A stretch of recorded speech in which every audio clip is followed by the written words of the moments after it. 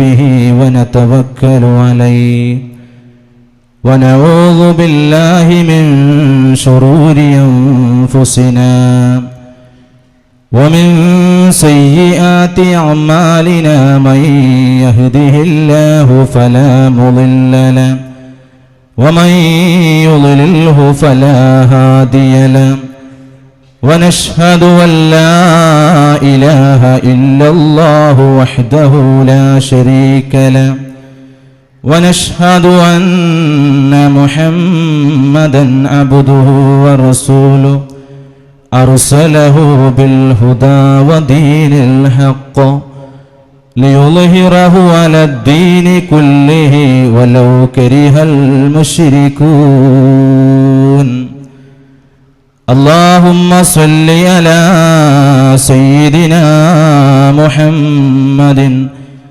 وعلى آل سيدنا محمد كما صليت على إبراهيم وعلى آل إبراهيم وبارك على سيدنا محمد وعلى آل سيدنا محمد كما باركت على إبراهيم وعلى آل إبراهيم في العالمين إنك حميد مجيد إن أريد إلا الإصلاح ما استطعت وما توفيقي إلا بالله عليه توكلت وإليه أنيب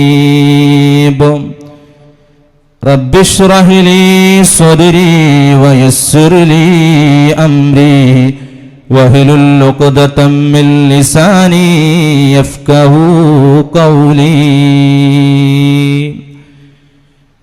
بسم الله الرحمن الرحيم يا أيها الذين آمنوا اتقوا الله إن زلزلة الساعة شيء عظيم يوم ترونها تذهل كل مرضعة عما أرضعت وتضع كل ذات حمل حملها وترى الناس سكارى وما هم بسكارى ولكن عذاب الله شديد صدق الله مولانا العظيم وصدق وبلغ نبي الكريم ونحن على ذلك من الشاهدين الشاكرين والحمد لله رب العالمين ആദരണീയരായ സാദാത്യങ്ങളെ, അഭിവന്യ സുഹൃത്ത് മൊയ്നുദ്ദീൻ ഫൈലി അവറുകളെ, പ്രിയങ്കരരായ നാട്ടുകാരെ, കാരണവന്മാരെ, പ്രിയപ്പെട്ട സഹോദര സഹോദരികളെ, ഉമ്മമാരെ, അല്ലാഹു നാം ഇവിടെ ഒരുമിച്ച് കൂടിയതുപോലെ അവൻ്റെ സുവലോക സ്വർഗത്തിൽ നമ്മെയും നമ്മോട് ബന്ധപ്പെട്ട മുഴുവൻ ആളുകളെയും ഒരുമിച്ച് കൂട്ടി അനുഗ്രഹിക്കുമാറാകട്ടെ. നമ്മിൽ നിന്നും നമ്മുടെ കുടുംബങ്ങളിൽ നിന്നൊക്കെ ധാരാളം ആളുകൾ മരണപ്പെട്ടു പോയി. മുഴുവൻ ആളുകൾക്കും അല്ലാഹു മഗ്ഫിറത്തും റഹ്മത്തും നൽകി അനുഗ്രഹിക്കുമാറാകട്ടെ. അനേകായിരം ജനങ്ങളെ പരിശുദ്ധമായ റമളാനിൽ അല്ലാഹു നരകത്തിൽ നിന്ന് മോചിപ്പിക്കുമ്പോൾ സാധുക്കളായ നമ്മെയും നമ്മുടെ കുടുംബത്തിലെ മുഴുവൻ ആളുകളെയും നരകത്തിൽ നിന്ന് എത്തുക ചൊല്ലി സ്വർഗത്തിൽ അല്ലാഹു പ്രവേശിപ്പിക്കുമാറാകട്ടെ. പ്രിയപ്പെട്ട സഹോദരങ്ങളെ, തീർത്തും അവിചാരിതമായാണ് ഇന്ന് ഈ വേദിയിൽ സംബന്ധിക്കുവാനുള്ള അവസരമുണ്ടായത്. അല്ലാഹുവിൻ്റെ വിധി എന്ന് വേണമെങ്കിൽ പറയാം. ഇന്ന് രാവിലെ വരെ ഇങ്ങനൊരു പരിപാടി പ്രതീക്ഷിച്ചതല്ല.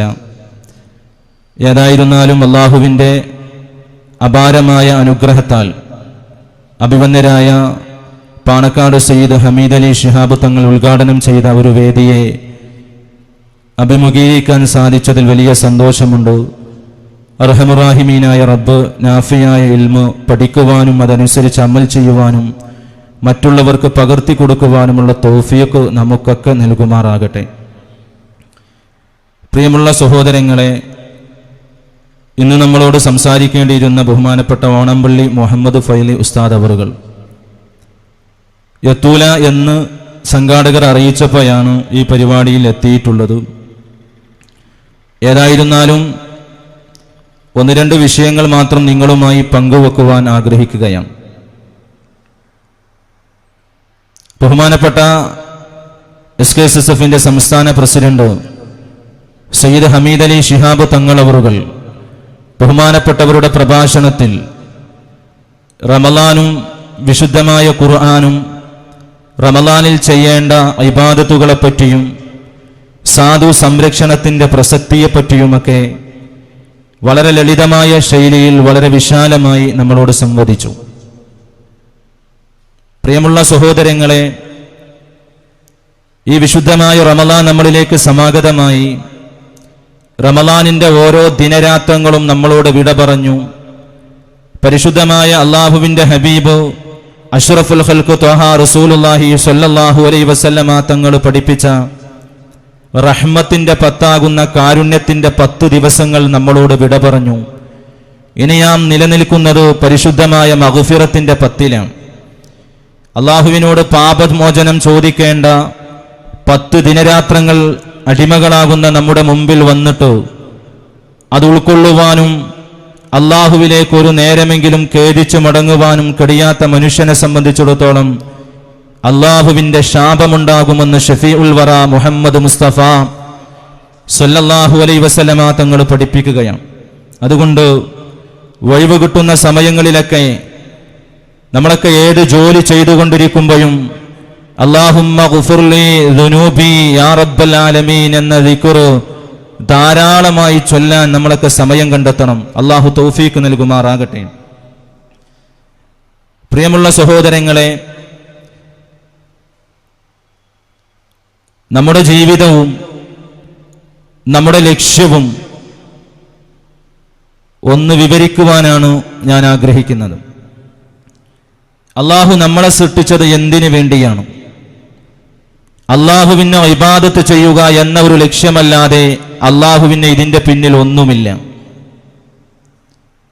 ലോകത്ത് അള്ളാഹു ഒരുപാട് സൃഷ്ടികളെ അള്ളാഹു സൃഷ്ടിച്ചു, ഒരുപാട് ജീവികളെ അള്ളാഹു സൃഷ്ടിച്ചു, സസ്യലലാദികളെ അള്ളാഹു സൃഷ്ടിച്ചു. പക്ഷേ അതിൽ നിന്നൊക്കെ വ്യത്യസ്തമായി വിവേകമുള്ള ബുദ്ധി നൽകി അള്ളാഹു അനുഗ്രഹിച്ച വിഭാഗമാണ് പരിശുദ്ധരായ മനുഷ്യർ. മനുഷ്യന്റെ ചില കാട്ടിക്കൂട്ടലുകൾ കാണുമ്പോൾ നമ്മളൊക്കെ ഈ ലോകത്ത് ശാശ്വതമായി ജീവിക്കാനുള്ളവരാണോ എന്ന് തോന്നിപ്പോവുകയാണ്. അള്ളാഹു നമുക്ക് നൽകിയ ആയുസ്സിനെ പരമാവധി അള്ളാഹുവിന് വേണ്ടി ഉപയോഗപ്പെടുത്താൻ അടിമകൾക്ക് സാധിക്കണം. അപ്പോഴാണ് നാളെ റബ്ബിന്റെ മുമ്പിൽ വിശുദ്ധമായ ഖുർആൻ നമ്മളോട് പറഞ്ഞല്ലോ, ലയിൻ ശകർതും ലഅസീദന്നകും വലയിൻ കഫർതും ഇന്ന അദാബീ ലശദീദ്. ലയിൻ ശകർതും, നിങ്ങൾ എനിക്ക് നന്ദി ചെയ്യുകയാണെങ്കിൽ. വല്ലാത്തൊരു വാക്കാണ് നന്ദി എന്ന വാക്ക്. അള്ളാഹുവിന് നന്ദി ചെയ്യുന്ന രൂപം എങ്ങനെയാണ്? അള്ളാഹു ഒരു മനുഷ്യന് ചെയ്ത നിഅമത്തിന് എത്ര കാലം നമ്മൾ ഇബാദത്ത് ചെയ്താലും അള്ളാഹു ചെയ്ത ഒരു നിഅമത്തിന് പകരമാവുകയില്ല മുഅ്മിനീങ്ങളെ. അത്ര വലിയ അനുഗ്രഹങ്ങളാണ് അള്ളാഹു നമുക്ക് നൽകിയിട്ടുള്ളത്. ഈ അനുഗ്രഹങ്ങളെ മുഴുവനും അള്ളാഹുവിന്റെ മുമ്പിൽ സമർപ്പിക്കുവാനും അള്ളാഹു കൽപ്പിച്ച കാര്യങ്ങൾ ജീവിതത്തിൽ ചെയ്യുവാനും അള്ളാഹു വിരോധിച്ച കാര്യങ്ങൾ വെടിയുവാനും കഴിയുന്ന ഒരു മനുഷ്യനാണ് യഥാർത്ഥത്തിൽ നോമ്പ് കൊണ്ടുപോലും ഫലം അനുഭവിക്കുന്നവൻ. അള്ളാഹുവിന്റെ ഹബീബ് സൂചിപ്പിച്ചുവല്ലോ, മൻ സാമ റമളാന ഈമാനൻ വഹ്തിസാബ ഗുഫിറ ലഹു മാ തഖദ്ദമ മിൻ ദംബി. എന്താ പറഞ്ഞത്? ആരെങ്കിലും വിശ്വസിച്ചവനായും പ്രതിഫലം ആഗ്രഹിച്ചുകൊണ്ട് ഒരു നോമ്പ് നോറ്റാൽ, പ്രതിഫലം ആഗ്രഹിക്കുക എന്ന് പറയുന്നത് അള്ളാഹുവിന്റെ അനുഗ്രഹങ്ങളിൽപ്പെട്ട ഒന്നാണ്. അള്ളാഹുവേ, ഞാൻ ചെയ്യുന്ന ഈ ഇബാദത്തിന് നീ എനിക്ക് പ്രതിഫലം നൽകണമേ എന്ന അടിമയുടെ തേട്ടമുണ്ടല്ലോ, അതൊരു വല്ലാത്ത സൗഭാഗ്യമാണ്. എപ്പോഴും പ്രാർത്ഥിച്ചു കൊണ്ടിരിക്കണം, നമ്മൾ ചെയ്യുന്ന ഇബാദത്തുകൾ അല്ലാഹുവേ നീ ഇത് സ്വീകരിക്കണേ, ഇതിന്റെ പ്രതിഫലം നീ നൽകണമേ എന്ന് അല്ലാഹുവോട് പ്രാർത്ഥിക്കണം. നോമ്പെന്ന് പറയുന്നത് അങ്ങനെ ഒരാൾ നോമ്പ് നോറ്റാൽ വിശ്വസിച്ചവനായും എല്ലാം അല്ലാഹുവിൽ അർപ്പിച്ചുകൊണ്ട് അല്ലാഹുവിന്റെ പ്രീതി മാത്രം ആഗ്രഹിച്ചുകൊണ്ട്, നാട്ടുകാർ കാണണമെന്നോ എന്റെ സുഹൃത്തുക്കളൊക്കെ ഞാൻ വലിയ നോമ്പുകാരനാണെന്ന് അറിയണമെന്നോ ചിന്തയില്ലാതെ അല്ലാഹുവിനെ ഓർത്തുകൊണ്ട് പ്രതിഫലം ആഗ്രഹിച്ചുകൊണ്ട് ആരെങ്കിലും ഒരൊറ്റ നോമ്പ് നോറ്റാൽ അവന്റെ കഴിഞ്ഞുപോയ കാലത്തെ ചെറിയ ദോഷങ്ങൾ മുഴുവനും അല്ലാഹു പൊരുത്തപ്പെട്ടു കൊടുക്കുന്നതാണ്, ആ മനുഷ്യന് പൊറുത്തു കൊടുക്കുന്നതാണ്. അപ്പൊ നോക്കൂ പ്രിയപ്പെട്ട സഹോദരന്മാരെ, അല്ലാഹുവിന് വേണ്ടി അടിമകൾ അവന്റെ ജീവിതത്തെ മാറ്റിവെച്ചാൽ അതാണ് അല്ലാഹുവിന് നന്ദി ചെയ്യുക എന്ന് പറയുന്ന ഏറ്റവും വലിയ പോയിന്റ്. നോക്കൂ നിങ്ങൾ, അഷ്റഫുൽ ഖൽഖ് ത്വഹ റസൂലുള്ളാഹി സ്വല്ലല്ലാഹു അലൈഹി വസല്ലമ തങ്ങൾ, ഹബീബായ നബി തങ്ങളെ അല്ലാഹു ലോകത്തിന്റെ നേതാവാക്കി, പ്രിയപ്പെട്ട പ്രവാചകന്മാരുടെ നേതാവാക്കി, സ്വർഗത്തിന്റെ നേതാവാക്കി അല്ലാഹുവിന്റെ ഹബീബിനെ തിരഞ്ഞെടുത്തു. എന്നാൽ അത്ര വലിയ സൗഭാഗ്യങ്ങളൊക്കെ അല്ലാഹുവിന്റെ ഹബീബിന് നൽകിയിട്ട് പോലും അല്ലാഹുവിന്റെ ഹബീബ് ഒരിക്കൽ മഹദിയായ ആയിഷ ബീവിയുടെ വീട്ടിൽ വെച്ചുകൊണ്ട് നിസ്കരിക്കുകയാ. പാതിരാ സമയത്ത് നിസ്കാരത്തിൽ ഇങ്ങനെ മുഴുകി ശരീരത്തിൽ നീര് വരുവോളം ഇങ്ങനെ നിസ്കരിച്ചു കൊണ്ടിരിക്കുകയാണ്. അവസാനം മഹദിയായ ആയിഷ ബീവി റളിയല്ലാഹു അൻഹ പറയുകയാണ്, അല്ലാഹുവിന്റെ ഹബീബ് സുജൂദിൽ നിന്ന് എഴുന്നേൽക്കുന്നില്ല, എന്റെ പ്രിയപ്പെട്ട ഭർത്താവ് സുജൂദിൽ കിടന്ന് വഫാത്തായോ എന്ന് പോലും ഞാൻ സംശയിച്ചു പോയി. അല്ലാഹുവിന്റെ ഹബീബ് കുറെ കഴിഞ്ഞപ്പം എഴുന്നേറ്റ് സലാം വീട്ടിയപ്പോ മഹദിയായ ആയിഷ ബീവി ചോദിക്കുകയാണ്, നബിയെ അങ്ങെന്തിനാണ് ഇങ്ങനെ കഷ്ടപ്പെടുന്നത്? അങ്ങയുടെ കൂട്ടുകാരും അങ്ങയുടെ പ്രിയപ്പെട്ട നാട്ടുകാരും അയൽവാസികൾ മുഴുവനും ഉറങ്ങുകയാണല്ലോ, എല്ലാവരും ഉറക്കത്തിലാകുമ്പോ അങ്ങിങ്ങനെ ഈ പാതിരാ സമയത്ത് എഴുന്നേറ്റ് നിസ്കരിക്കുന്നത് എന്തിനാണ് നബിയെ? ആ സമയത്താണ് അല്ലാഹുവിന്റെ ഹബീബ് പറയുന്നത്, അഫലാ അകൂന അബ്ദൻ ശകൂറാ യാ ആയിഷ. ആയിഷ, അല്ലാഹു എനിക്ക് ഈ കാണുന്ന നിഅമത്തുകൾ, ഈ കാണുന്ന അനുഗ്രഹങ്ങളൊക്കെ നൽകിയില്ലേ, എന്നെ ലോകത്തിന്റെ നേതാവാക്കിയില്ലേ, ഉലുൽ അസ്മുകളുടെ നേതാവാക്കിയില്ലേ, എല്ലാവിധ സൗകര്യങ്ങളും റബ്ബെനിക്ക് നൽകി, ആ റബ്ബിന് നന്ദി ചെയ്യുന്ന ഒരു അടിമയാകണ്ടേ ആയിഷ. അല്ലാഹുവിന്റെ ഹബീബ് പോലും അല്ലാഹുവിന് വേണ്ടി നന്ദി ചെയ്യാൻ സമയം കണ്ടെത്തിയിട്ടുണ്ടെങ്കിൽ എന്റെ പ്രിയപ്പെട്ട മുഅ്മിനുകളെ, നമ്മൾ ഓർക്കണം, നമുക്ക് അല്ലാഹു അനുഗ്രഹങ്ങൾ നൽകിയപ്പോ നമുക്ക് അല്ലാഹു നൽകിയ അനുഗ്രഹങ്ങൾ കഥ പറയണോ? വർഷങ്ങൾക്ക് മുമ്പ് നമ്മുടെ വല്ലിപ്പമാരും വല്യമ്മമാരും ജീവിച്ചിരുന്ന ഒരു കാലത്തെ കുറിച്ച് ചിന്തിക്കണേ മുഅ്മിനെ. സൗകര്യങ്ങളില്ലാത്ത എല്ലാ വീടുകളിലും പട്ടിണികളാണ്, ഓലമേഞ്ഞ ചെറിയ ചെറ്റക്കുടിലുകൾ കഴിഞ്ഞിരുന്ന ഒരു കാലമുണ്ടായിരുന്നു.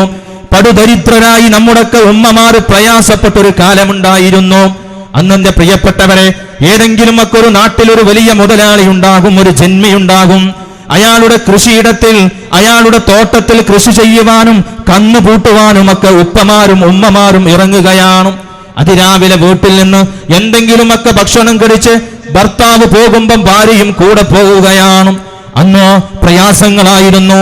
വൈകുന്നേരം വരെ പകലന്തിയോളം പണിയെടുത്ത് കിട്ടുന്ന തുച്ഛം കാശോ അല്ലെങ്കിൽ ഒരു പറ നെല്ല് വീട്ടിൽ വന്ന് കുത്തി അരിയുണ്ടാക്കി അതിലൂടെ ഭക്ഷണം നൽകി സന്തോഷത്തോട് കഴിഞ്ഞിരുന്ന ഒരു കുടുംബജീവിതം ഇന്നത് അവസാനിച്ചു. പ്രിയപ്പെട്ടവരെ, നമ്മുടെ നാടുകളിൽ, നമ്മുടെയൊക്കെ ഓരോ കുഗ്രാമങ്ങളിലൂടെ നടന്നു പോകുമ്പോഴും പഴയ കാലങ്ങളിലൊക്കെ കേട്ടിരുന്നത്, ഇശാ മഗ്രിബിന്റെ ഇടയിൽ ഒരു വഴിയിലൂടെ നടന്നു പോകുമ്പോ മനോഹരമായ ഹദ്ദാദ് റാത്തീബിന്റെയും പരിശുദ്ധ ഖുർആനിന്റെയും മങ്കൂസ് മൗലൂദിന്റെയും നഫീസത്ത് മാലയുടെയും ഒക്കെ ഈരടികളാണെങ്കിൽ, വർത്തമാന കാലത്ത് നമ്മൾ ജീവിക്കുന്ന മനോഹരമായ കൊട്ടാര സാദൃശമായ വീടിന്റെ അകത്തളങ്ങളിൽ നിന്ന് മുഴങ്ങുന്ന ശബ്ദങ്ങൾ ഏതാണ് പ്രിയപ്പെട്ടവരെ?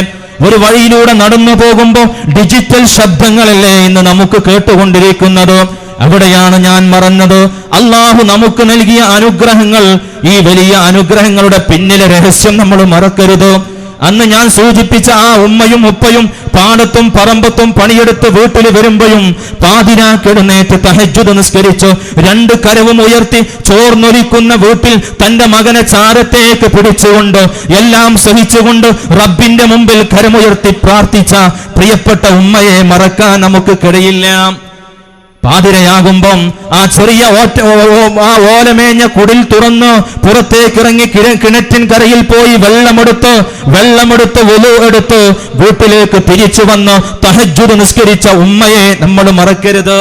ആ ഉമ്മയാണോ അവര് വിരിച്ച നിസ്കാരപ്പായിൽ നിന്നുകൊണ്ട് പ്രാർത്ഥിച്ചത്, പടച്ചവനെ ഞങ്ങൾ ഏതായാലും പ്രയാസത്തിലാണ്, ഞങ്ങൾ ഒരുപാട് പട്ടിണി കിടന്നു റബ്ബേ, എന്റെ മക്കൾക്ക് നീ ഈ ഒരു ഗതികേട് നീ വരുത്തരുതേ.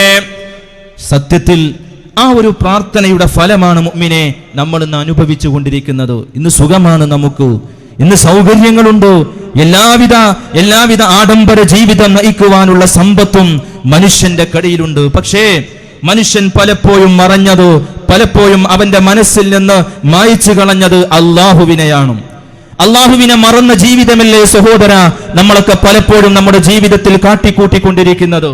എന്താണ് പ്രിയപ്പെട്ട സഹോദരന്മാരെ നമ്മുടെ ജീവിതത്തിന്റെ ലക്ഷ്യമുള്ളത്? അള്ളാഹു നമ്മളെ പറഞ്ഞയച്ചത് അവന് ഇബാദത്ത് ചെയ്യാൻ വേണ്ടിയാണ്. നിങ്ങൾ ആലോചിക്കണം, സമ്പത്ത് ഒരു മനുഷ്യന്റെ കയ്യിൽ കുന്നുകൂടുമ്പോ അള്ളാഹുവിനെ മറക്കുമെന്ന് ഷഫീഉൽ വറാ മുഹമ്മദ് മുസ്തഫ സ്വല്ലല്ലാഹു അലൈഹി വസല്ലം. നോക്കൂ നിങ്ങൾ, നമ്മുടെ പഴമക്കാർ ഇബാദത്ത് കൊണ്ട് ധന്യമായി. ഇന്ന് അതുകൊണ്ട് തന്നെ നമുക്കൊരുപാട് പ്രയാസങ്ങളാണ്. 2 അടി നടക്കുമ്പോഴേക്ക് ഊരവേദന, കാലുകടച്ചിൽ, പിന്നെയോ ഒരു ചെറിയ നെഞ്ചുവേദന തുടങ്ങുമ്പോഴേക്ക് നമ്മൾ മരുന്നിന് അടിമപ്പെടുകയാണ്. എല്ലാ നിലയിലും എല്ലാ വീടുകളിലും ഇന്ന് രോഗികൾ പെരുകിക്കൊണ്ടിരിക്കുകയാണ്. എന്റെ പ്രിയപ്പെട്ട സഹോദരന്മാരെ, ഒരു കാലത്ത് നമ്മുടെ നാടുകളിൽ വസൂരി പിടിപെട്ടിരുന്നു, കോളറ പിടിച്ചിരുന്നു. അന്ന് നമ്മുടെ ഉപ്പമാർ, അക്കാലഘട്ടത്തിലെ നമ്മുടെ നാട്ടിലെ ഉസ്താദുമാർ എന്താണ് ചെയ്തത് പ്രിയപ്പെട്ട സഹോദരന്മാരെ? നമ്മളതൊന്ന് പഠിക്കേണ്ടതുണ്ട്. നോക്കണം നിങ്ങൾ, അന്നൊരു മനുഷ്യൻ വീട്ടിൽ നിന്ന് അങ്ങാടിയിലേക്ക് വരുമ്പോ അങ്ങാടിയിലെത്തുമ്പോഴേക്ക് അയാൾ പിടഞ്ഞു മരിക്കുകയാണ്. എന്തേ കാരണം? അയാൾക്ക് കോളറ പിടിച്ചു, പെട്ടെന്ന് മനുഷ്യൻ മരിക്കുന്നു. ധാരാളം ഇത് വർദ്ധിച്ചു വന്നപ്പോ അന്നത്തെ ജനങ്ങൾ, അന്നത്തെ നല്ല മനുഷ്യന്മാര്, അവർക്കന്ന് നേതൃത്വം നൽകിയിരുന്ന ആത്മീയ നേതാവായിരുന്ന പൊന്നാനിയിലെ വലിയ ജുമുഅത്ത് പള്ളിയിൽ ദർസ് നടത്തിയിരുന്ന മഹാനായ സൈനുദ്ദീൻ മഖ്ദൂം തങ്ങളുടെ അരികെ ചെല്ലുകയാണ്. മഹല്ല് കാരണവന്മാർ, പള്ളികളിലെ ഉസ്താദുമാർ, അവരെല്ലാവരും ചെന്നുകൊണ്ട് സങ്കടത്തോടെ അവർ പറഞ്ഞു, ഞങ്ങളുടെ പ്രദേശങ്ങളിൽ കോളറകൾ വർദ്ധിച്ചിട്ടുണ്ട്, വല്ലാത്ത പ്രയാസത്തിലാണ്, രോഗങ്ങൾ മൂർച്ഛിച്ചു വരികയാണ്, ബഹുമാനപ്പെട്ടവർ എന്തെങ്കിലും ഒന്ന് നിർദ്ദേശിക്കണം. അന്നങ്ങനെ പോകാൻ പാടില്ലെന്ന് പറയാൻ ആളില്ല. എല്ലാവരും അത് ഏറ്റെടുത്ത് ബഹുമാനപ്പെട്ട തങ്ങളുടെ മുമ്പിൽ, മഹാനായ സൈനുദ്ദീൻ മഖ്ദൂം തങ്ങളുടെ മുമ്പിൽ ചെന്ന് വിഷയങ്ങൾ പറഞ്ഞപ്പോ, ബഹുമാനപ്പെട്ടവരാണ് സഹോദരന്മാരെ, ഇന്നൊക്കെ നമ്മുടെ വല്ലിപ്പയുടെ ആണ്ട് കഴിക്കുമ്പോ, നമ്മുടെ ഉപ്പയുടെ ആണ്ട് കഴിക്കുമ്പോ നമ്മളെ പള്ളിയിലെ ഉസ്താദുമാരെ വിളിച്ചു വരുത്തിയിട്ട് മങ്കൂസ് മൗലൂദ് ഓദിക്കാറില്ലേ? ആ മങ്കൂസ് മൗലൂദ് എന്ന് പറയുന്ന മൗലൂദ് രചിച്ചത് സുബ്ഹാന മൗലൂദ് എന്ന് പറയുന്ന മൗലൂദിനെ ചുരുക്കിയിട്ട് ഈ മൗലൂദ് നിങ്ങളുടെ വീട്ടുകളിൽ പാരായണം ചെയ്താൽ നിങ്ങളുടെ വീട്ടിൽ പ്രശ്നമില്ല, പ്രയാസമില്ല, പട്ടിണിയില്ല, സുഖമായിട്ട് ജീവിക്കാമെന്ന് ആ കാലഘട്ടത്തിലെ നമ്മുടെ കാരണവന്മാരോട് ബഹുമാനപ്പെട്ട സൈനുദ്ദീൻ മഖ്ദൂം തങ്ങളവറുകൾ നിർദ്ദേശിച്ചപ്പോ അവരത് ഏറ്റെടുത്തു. പള്ളിയിലെ ഉസ്താദുമാർ വെള്ളിയാഴ്ച ജുമാ കഴിഞ്ഞപ്പോ പള്ളിയിൽ വന്ന മുസ്ലിം സഹോദരന്മാരോട് വിഷയത്തിന്റെ ഗൗരവം ധരിപ്പിച്ചു. അവരെല്ലാവരും അത് ഏറ്റെടുത്തു. അൽഹംദുലില്ലാ. അതോടുകൂടി കോളറ അപ്രത്യക്ഷമായി, വസൂരി അപ്രത്യക്ഷമായി. നമ്മുടെ മക്കൾ, അന്നത്തെ നമ്മുടെ കാരണവന്മാർ രക്ഷപ്പെട്ടു തുടങ്ങി. ജീവിതത്തിന്റെ വല്ലാത്ത പ്രയാസങ്ങളിൽ നിന്ന് കരകയറി വന്നു. സത്യത്തിൽ അന്ന് ആ സഹോദരന്മാർ, ആ ഉപ്പമാരും ഉമ്മമാരും പ്രാർത്ഥിച്ചതിന്റെ ഫലമാണ് സഹോദരന്മാരെ നമ്മൾ ഇന്ന് അനുഭവിച്ചു കൊണ്ടിരിക്കുന്നത്. ഗൾഫ് വാതിലുകൾ നമുക്ക് മുമ്പിൽ തുറക്കപ്പെട്ടത് അവരുടെ ഒരു പ്രാർത്ഥനയുടെ ഫലമാണ് എന്ന് നമ്മൾ കരുതണം. പക്ഷേ നമ്മൾ പലപ്പോഴും അതെല്ലാം മറന്നുപോയി. ആ വന്ന വഴികൾ മുഴുവനും നമ്മൾ മറന്നു സഹോദരന്മാരെ.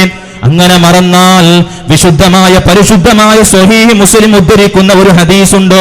ആ ഹദീസിൽ അല്ലാഹുവിന്റെ ഹബീബ് ബനൂ ഇസ്രാഈലരെ പറ്റി, ബനൂ ഇസ്രാഈലരിലെ 3 ആളുകളെ പറ്റി സ്വഹാബത്തിനെ പഠിപ്പിക്കുന്ന ഒരു ചർച്ചയുണ്ട്.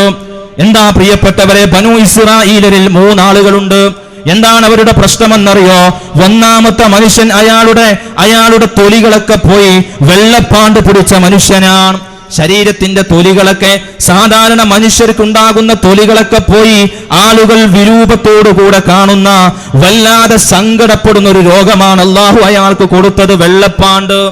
ബനൂ ഇസ്രായീലരെ സംബന്ധിച്ചിടത്തോളം അങ്ങനത്തെ ആളുകൾ അവർ അന്ന് പരിഗണിക്കൂല. ഇത് ഇയാൾക്ക് വല്ലാത്ത വിഷമമായി. നിരന്തരം ഇയാൾ എപ്പോഴും അള്ളാഹുവിനോട് പ്രാർത്ഥിച്ചു കൊണ്ടിരുന്നു, അള്ളാഹുവേ, ഈ ശരീരത്തിന്റെ എന്റെ ഈ വെള്ളത്തൊലിയുടെ നിറമുണ്ടല്ലോ, ഇതൊന്ന് മാറ്റിത്തരണമേ. എപ്പോഴും പ്രാർത്ഥിച്ചു. രണ്ടാമത്തൊരു മനുഷ്യനുണ്ടായിരുന്നു. അയാളുടെ തല മുഴുവനും കഷണ്ടി തലയാണ്. അന്ന് ബനൂ ഇസ്രായീലരുടെ പ്രത്യേകത ഹദീസിൽ പറയുന്നത്, ബനൂ ഇസ്രായീലർ കഷണ്ടി തലക്കാരെ പരിഗണിക്കൂല. നാട്ടിലൊരു പ്രശ്നം വരുമ്പോ അങ്ങാടികളിലേക്ക് ആ മനുഷ്യൻ വരുമ്പം അയാളെ പരിഗണിക്കൂല. അയാളെ എല്ലാ ഭാഗങ്ങളിൽ നിന്നും തള്ളി മാറ്റുന്ന സ്ഥിതി വന്നു. അയാൾ വല്ലാതെ സങ്കടപ്പെട്ടു. അയാളും അള്ളാഹുവിനോട് പ്രാർത്ഥിച്ചു കൊണ്ടിരിക്കുകയാ.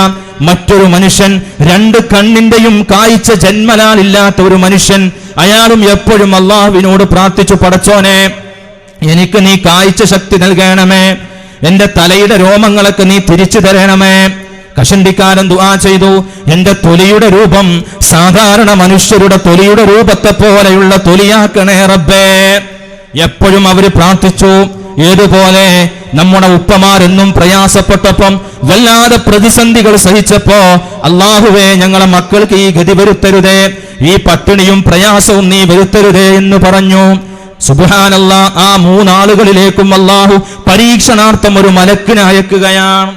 ആ മലക്ക് വന്നിട്ട് ഒന്നാമത്തെ മനുഷ്യന്റെ അരികെ ചെന്ന് ചോദിച്ചു, മനുഷ്യ, എന്താണ് നിങ്ങളുടെ പ്രശ്നം? അയാൾ സങ്കടത്തോടെ അയാളുടെ പ്രശ്നങ്ങൾ പറഞ്ഞു. എന്റെ ശരീരത്തിന്റെ തൊലി കണ്ടില്ലേ, ഈ വെള്ളപ്പാണ്ട് പിടിച്ചത് കാരണം ആളുകളൊന്നും എന്നെ പരിഗണിക്കുന്നില്ല, ഇതൊന്ന് തിരിച്ചു മാറണം. സാധാരണ ജനങ്ങൾക്കുള്ള തൊലി എന്റെ ശരീരത്തിന് കിട്ടണം, അതിനു വേണ്ടിയാണ് ഞാൻ ഇങ്ങനെ പ്രാർത്ഥിക്കുന്നത്. ആ മനുഷ്യന്റെ ശരീരത്തിലൊന്ന് ആ മലക്ക് തടവുകയാണ്. സുബ്ഹാനല്ലാഹ്, അയാൾക്ക് പഴയ രൂപത്തിലുള്ള സാധാരണ ജനങ്ങൾക്കുള്ള അതേ തൊലി തന്നെ തിരിച്ചു വരികയാണ്. ഉടനെ തന്നെ മലക്ക് ചോദിച്ചു, ഇനി നിങ്ങൾക്ക് എന്താണ് വേണ്ടത്?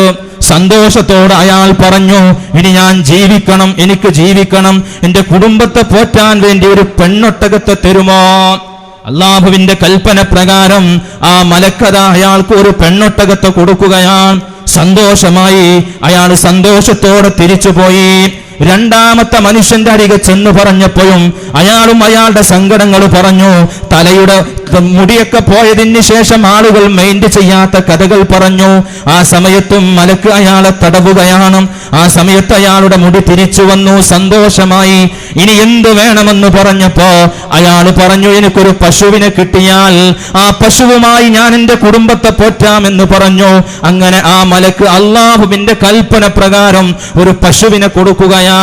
മൂന്നാമത്തെ മനുഷ്യനുണ്ടല്ലോ, രണ്ട് കണ്ണിന്റെയും കാഴ്ച നഷ്ടപ്പെട്ടു പോയ മനുഷ്യന്, ആ മനുഷ്യന്റെ അരികെ ചെന്നിട്ട് ഈ മലക്ക് പറഞ്ഞു, എന്താണ് നിങ്ങളുടെ പ്രശ്നം? അയാൾ സങ്കടത്തോടെ പറയുകയാ, ജന്മനാൽ എന്റെ കണ്ണിന് കാഴ്ചയില്ല, അള്ളാഹുവിന്റെ പ്രപഞ്ചത്തെ കാണാനുള്ള തൗഫീഖ് റബ്ബെനിക്ക് തന്നില്ല, എന്നെ നൊന്ത് പ്രസവിച്ച മാതാവിന്റെ മുഖമൊന്ന് കാണാനുള്ള അവസരം റബ്ബെനിക്ക് നൽകിയില്ല, ഈ കാണുന്ന സുഖങ്ങളൊക്കെ ജനങ്ങൾ ആസ്വദിക്കുമ്പോ അതൊന്ന് കാണാനുള്ള സൗഭാഗ്യം റബ്ബെനിക്ക് തന്നില്ല. സങ്കടത്തോടെ അയാൾ പറഞ്ഞു, എനിക്ക് വിവാഹ പ്രായമെത്തിയപ്പോ എന്റെ മാതാപിതാക്കൾ ഏതോ ഒരു പെണ്ണിനെ കണ്ടെത്തി, നിന്റെ വിവാഹമാണെന്ന് പറഞ്ഞു. ഞാൻ നിക്കാഹ് നടത്തി. അവസാനം എന്റെ ബെഡ്റൂമിലേക്ക് എന്റെ ഭാര്യ വന്നപ്പോ ഞാൻ വല്ലാതെ ആഗ്രഹിച്ചു പോയി. ജീവിതത്തിൽ ഒരിക്കലെങ്കിലും എന്റെ ഭാര്യയുടെ മുഖമൊന്ന് കാണാൻ എനിക്ക് അവസരം നൽകണമേ. ഞാൻ എന്റെ റബ്ബിനോട് പ്രാർത്ഥിച്ചു, പക്ഷേ റബ്ബ് ആ പ്രാർത്ഥന സ്വീകരിച്ചില്ല. 2-3 വർഷങ്ങൾ കഴിഞ്ഞപ്പോ എനിക്ക് കുട്ടികളായി. എന്റെ കുട്ടികൾ വന്നിട്ട് എന്റെ കൈ പിടിച്ചിട്ട് ഉപ്പ എന്ന് വിളിക്കുമ്പോ എന്റെ പ്രിയപ്പെട്ട മക്കളുടെ മുഖത്തേക്ക് നോക്കാനുള്ള കണ്ണിന്റെ ശക്തി എനിക്കില്ലല്ലോ എന്നാലോചിച്ച് ഞാൻ ഒരുപാട് വിതുമ്പി. ആ സമയത്താണ് ആ മലക്ക് പറയുന്നത്, എന്നാൽ നിങ്ങൾ സന്തോഷിക്കുക, അള്ളാഹുവിന്റെ സന്തോഷ വാർത്തയുണ്ടെന്ന് പറഞ്ഞ് അയാളുടെ മുഖമൊന്ന് തടവുകയാ. സുബ്ഹാനല്ലാഹ്, അയാളുടെ കണ്ണിന്റെ കാഴ്ച തിരിച്ചു കിട്ടുകയാ. അയാൾ ഈ പ്രപഞ്ചം കണ്ട ആ സന്തോഷത്താൽ അയാൾ ഇങ്ങനെ തുള്ളിച്ചാടാൻ തുടങ്ങി. ആ സമയത്ത് ആ മലക്ക് വീണ്ടും ചോദിച്ചു, എന്താണ് ഇനി നിങ്ങൾക്ക് വേണ്ടത്? അയാൾ പറഞ്ഞു, ഞാൻ വലിയ പ്രതിസന്ധിയിലാണ്, ഞാൻ വലിയ പട്ടിണിയിലാണ്, കുടുംബത്തെ പോറ്റാൻ എനിക്കൊരു ജോലി ജോലിയില്ല, നിങ്ങളൊരു പെണ്ണാടിനെ തന്നാൽ ഞാൻ അതുമായി എന്റെ ജീവിതം തുടങ്ങാം. സുബ്ഹാനല്ലാഹ്. 3 പേരുടെയും പരീക്ഷണത്തിൽ അള്ളാഹു അവർക്ക് അവരാവശ്യപ്പെട്ടതൊക്കെ കൊടുത്തു. നമ്മുടെ ഉമ്മമാർ സമ്പത്ത് ഞങ്ങളുടെ മക്കൾക്കെങ്കിലും നൽകണേ എന്ന് പ്രാർത്ഥിച്ചപ്പോൾ നമുക്ക് അള്ളാഹു സമ്പത്ത് നൽകി. സമ്പത്ത് അള്ളാഹു നൽകി. സഹോദരന്മാരെ, ഞാൻ ഈ ഹദീസിനെ നമ്മളുമായി താരതമ്യം ചെയ്യപ്പെടാനാണ് ആഗ്രഹിക്കുന്നത്. എല്ലാവിധ സൗകര്യങ്ങളും ഉണ്ടായി. ആ ഓല ഷെഡുകൾ ഇന്ന് അപ്രത്യക്ഷമായി. ഇന്ന് നോക്കൂ, മനോഹരമായ എല്ലാവിധ സൗകര്യങ്ങളുള്ള മനോഹരമായ അമ്പരചുംബികളായ കൊട്ടാര സാദൃശ്യമായ വീടുകൾ നമുക്കുണ്ട്. പക്ഷേ പലപ്പോഴും മനുഷ്യരെ നമുക്ക് പറയാനുള്ള പരാതി, ഉസ്താദേ മനസ്സിന് സമാധാനമില്ല. ഭർത്താവ് 5000 രൂപ 10,000 രൂപ മാസത്തിൽ അയക്കുന്നുണ്ട് ഗൾഫിൽ നിന്ന്, പക്ഷേ അതെന്റെ ചികിത്സക്ക് തികയുന്നില്ല, എന്റെ മക്കളുടെ ചികിത്സക്ക് തികയുന്നില്ല. ഈ സങ്കടകരമായ അവസ്ഥയാണ് ഓരോ കുടുംബത്തിനും പറയാനുള്ളത്. എന്നാൽ എന്റെ പ്രിയപ്പെട്ടവരെ, ഇത് എന്തുകൊണ്ട് സംഭവിച്ചു? അള്ളാഹു നമുക്ക് സമ്പത്ത് നൽകിയപ്പോൾ സമ്പത്ത് മതിമറന്ന് നമ്മൾ പ്രവർത്തിച്ചു. സമ്പത്ത് ഉപയോഗപ്പെടുത്തേണ്ട രീതിയിൽ ഉപയോഗിച്ചില്ല. ഇതുപോലെ ആ 3 മനുഷ്യന്മാരുണ്ടല്ലോ, ഒരുപാട് വർഷങ്ങൾക്ക് ശേഷം ആ മലക്കിനെ അള്ളാഹു വീണ്ടും അവരിലേക്ക് അയക്കുകയാണ്. ഒന്നാമത് കണ്ട വെള്ളപ്പാണ്ട് പിടിച്ച മനുഷ്യനുണ്ടായിരുന്നല്ലോ, ആ മനുഷ്യൻ ഇന്ന് ഒരുപാട് ഒട്ടകങ്ങളുടെ മുതലാളിയാണ്. അയാൾ വലിയ കൊട്ടാര സാദൃശ്യമായ വീടുണ്ടാക്കിയിട്ടുണ്ട്. അയാളുടെ വീടിന്റെ മുമ്പിൽ ഒരുപാട് ഒട്ടകങ്ങളുണ്ട്. അതിനെ നോക്കുവാൻ ഒരുപാട് തൊഴിലാളികളുണ്ട്. അയാളുടെ മനോഹരമായ കൊട്ടാര സാദൃശ്യമായ വീടിന്റെ സിറ്റൗട്ടിൽ പട്ടുമത്തയിൽ ഇങ്ങനെ ഇരിക്കുകയാണ്. ആ സമയത്ത് അള്ളാഹു ഈ മലക്കിനെ വീണ്ടും പറഞ്ഞയക്കുകയാണ്. മലക്കിനോട് പറഞ്ഞു, നീ ഒരു പാവപ്പെട്ട മനുഷ്യന്റെ രൂപത്തിൽ ചെല്ലണം, വിരൂപിയായ ഒരു മനുഷ്യന്റെ രൂപത്തിൽ ചെല്ലണം. നിന്റെ വസ്ത്രങ്ങളൊക്കെ മുഷിഞ്ഞതുപോലെ, നിന്റെ താടിരോമങ്ങളൊക്കെ ആകെ ചടകുത്തിയ കോലത്തിൽ നീ ചെല്ലണം. എന്നിട്ട് അയാളോട് അയാളുടെ ഒട്ടകത്തിൽ നിന്ന് ഒരു ഒട്ടകത്തെ എനിക്ക് തരണമെന്ന് അങ്ങ് പറയണം. ആ മലക്ക മനുഷ്യന്റെ അരികിലേക്ക് ചെല്ലുകയാ.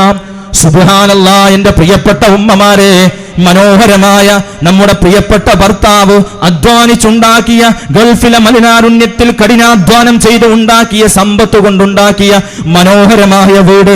ആ വീടിൽ എല്ലാവിധ സൗകര്യങ്ങളോടുകൂടെ ഇശാ മഗ്രിബിന്റെ ഇടയിൽ ഡൈനിങ് ഹാളിൽ ഇരുന്നു കൊണ്ട് നമ്മുടെ സിറ്റ് ഔട്ടിൽ നിന്ന് ഏതോ ഒരു മനുഷ്യൻ വരുമ്പോ പോലും അതൊന്നും മൈൻഡ് ചെയ്യാൻ നമുക്ക് സമയമില്ല.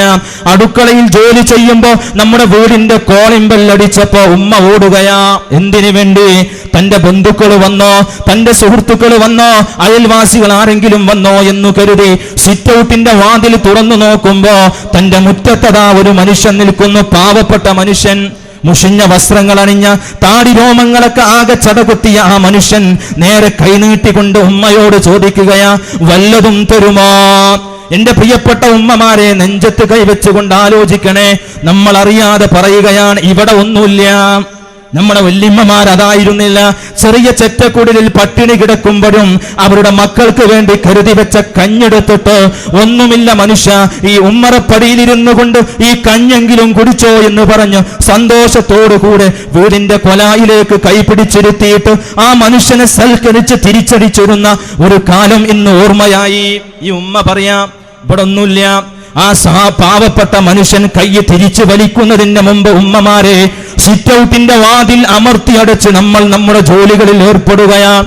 നാളെ റബ്ബിന്റെ കോടതിയിലെത്തുമ്പോ എല്ലാവരെയും അള്ളാഹു ഇങ്ങനെ നോക്കുമ്പോ ആ മനുഷ്യനെ അള്ളാഹ് നോക്കുന്നില്ല. ആ സമയത്ത് ആ മനുഷ്യൻ റബ്ബിനോട് ചോദിക്കുകയാണ്, റബ്ബേ, നീ എല്ലാവരുടെ കാര്യത്തിലും ഇടപെടുമ്പോ ഈ മഹ്ശറയിൽ കോടാനകോടി ജനങ്ങൾ ഒരുമിച്ച് കൂടിയ സ്ഥലത്ത് എന്നെ നീ മൈൻഡ് ചെയ്യുന്നില്ലല്ലോ. ആ സമയത്ത് അള്ളാഹ് പറയും, ഞാൻ ഒരിക്കൽ നിന്റെ വീട്ടിൽ വന്നപ്പോ നീ എന്നെ മൈൻഡ് ചെയ്തിട്ടില്ലല്ലോ. അപ്പൊ ഈ മനുഷ്യൻ പറയും, അല്ലാഹുവേ, നീ എന്റെ വീട്ടിൽ വരികയോ? ഞാൻ അറിഞ്ഞില്ലല്ലോ റബ്ബേ, എന്നാണ് നീ വന്നതെന്ന് അറിഞ്ഞില്ല റബ്ബേ. ആ സമയത്ത് അല്ലാഹു പറയും, ഇന്നാലിന്ന ദിവസം ഇന്നാലിന്ന സമയത്ത് എന്റെ ഒരു പാവപ്പെട്ട അടിമ നിന്റെ വീട്ടിൽ വന്നില്ലേ, വല്ലതും തരണമേ എന്ന് പറഞ്ഞു ആ മനുഷ്യൻ യാചിച്ചില്ലേ? ആ സമയത്ത് ഉമ്മാക്ക് ഓർമ്മ വരും, ആ സമയത്ത് ഉപ്പാക്ക് ഓർമ്മ വരും, ശരിയാണ് റബ്ബേ, അങ്ങനെ ഒരു മനുഷ്യൻ എന്റെ വീട്ടിൽ വന്നിരുന്നു, പക്ഷേ അവന്റെ കൂടെ നീ വന്നത് ഞാൻ കണ്ടില്ലല്ലോ അല്ലാ. ആ സമയത്ത് അല്ലാഹ് പറയും, അവന്റെ കൂടെ ഞാനുണ്ടായിരുന്നു, അത് കാണാനുള്ള കണ്ണ് നിനക്കില്ല. പ്രിയപ്പെട്ട മുഅ്മിനുകളെ, സമ്പത്തിൽ നിന്ന് കുറച്ചൊക്കെ ധർമ്മം ചെയ്യാൻ നമ്മൾ തയ്യാറാവണം. സ്വതക്ക കൊടുത്തുകൊണ്ട് നരകത്തെ തൊട്ട് കാവൽ ചോദിക്കാൻ നമ്മൾ തയ്യാറാവണം. നമ്മുടെ ഉമ്മമാർ അങ്ങനെയായിരുന്നു. പ്രയാസപ്പെടുമ്പോഴും പട്ടിണി കിടക്കുമ്പോഴും എന്തെങ്കിലുമൊക്കെ ഉണ്ടെങ്കിൽ അത് കൊടുക്കും, ഇല്ലെങ്കിലോ സന്തോഷത്തിന്റെ വാക്കുകൾ പറഞ്ഞ് അവരെ തിരിച്ചയക്കും. നോക്കൂ നിങ്ങൾ, ഈ മനുഷ്യന്റെ അരികിലേക്ക് ആ മലക്ക് വന്നു, പാവപ്പെട്ടവന്റെ രൂപത്തിൽ ചെന്ന് ചോദിച്ചു, അല്ലയോ മനുഷ്യ, ഈ കാണുന്ന ഒട്ടകങ്ങൾ മുഴുവനും നിങ്ങളുടേതാണല്ലോ. അയാൾ വല്ല ഗർവോടുകൂടെ അഹങ്കാരത്തോടെ പറഞ്ഞു, ഇതെല്ലാം എന്റേതാണ്. ആ സമയത്ത് ആ മലക്ക് അയാളോട് പറയാണ്, 2-3 ദിവസമായി ഞാനും എന്റെ ഭാര്യയും കുട്ടികളും വല്ലാത്ത പ്രയാസത്തിലാണ്, പട്ടിണിയിലാണ്, ജീവിക്കാൻ ഒരു മാർഗവുമില്ല, ജോലി തേടിപ്പോകാൻ എന്റെ ആരോഗ്യത്തിന് കഴിയൂല. അതുകൊണ്ട് നിങ്ങളുടെ ഈ ഒട്ടക കൂട്ടത്തിൽ നിന്ന് ഏതെങ്കിലും ഒരു ഒട്ടകത്തെ എനിക്ക് തരുമോ മനുഷ്യ? നമ്മൾ പറഞ്ഞതുപോലെ ഒരു കുട്ടിക്ക് ₹1 കൊടുക്കൂലല്ലോ. അള്ളാഹു ആ വിഭാഗത്തിൽ നമ്മൾ പെടുത്താതിരിക്കുമാറാകട്ടെ. പലപ്പോഴും നമ്മൾ ഗൗരവത്തിൽ ചിന്തിക്കണം സഹോദരന്മാരെ. അങ്ങനെ ആ മലക്ക് ചെന്ന് പറഞ്ഞപ്പോൾ നമ്മൾ പറയുന്നത് പോലെ ഇതെനിക്ക് ഓസാരമായി കിട്ടിയതല്ല, ഇതെനിക്ക് ആരെങ്കിലും ഒരു സുപ്രഭാതത്തിൽ തന്നതല്ല, ഇതെന്റെ കാരണവന്മാരിലൂടെ കിട്ടിയതാണ്. ഒരൊറ്റ ഒട്ടകത്തെയും ഞാൻ നിനക്ക് തരൂല. അയാൾ ആട്ടിയോടിച്ചു, അയാളെ പരിഗണിച്ചില്ല. ആ മലക്ക് അള്ളാഹുവിനോട് ആ വിഷയം പറയുകയാണ്.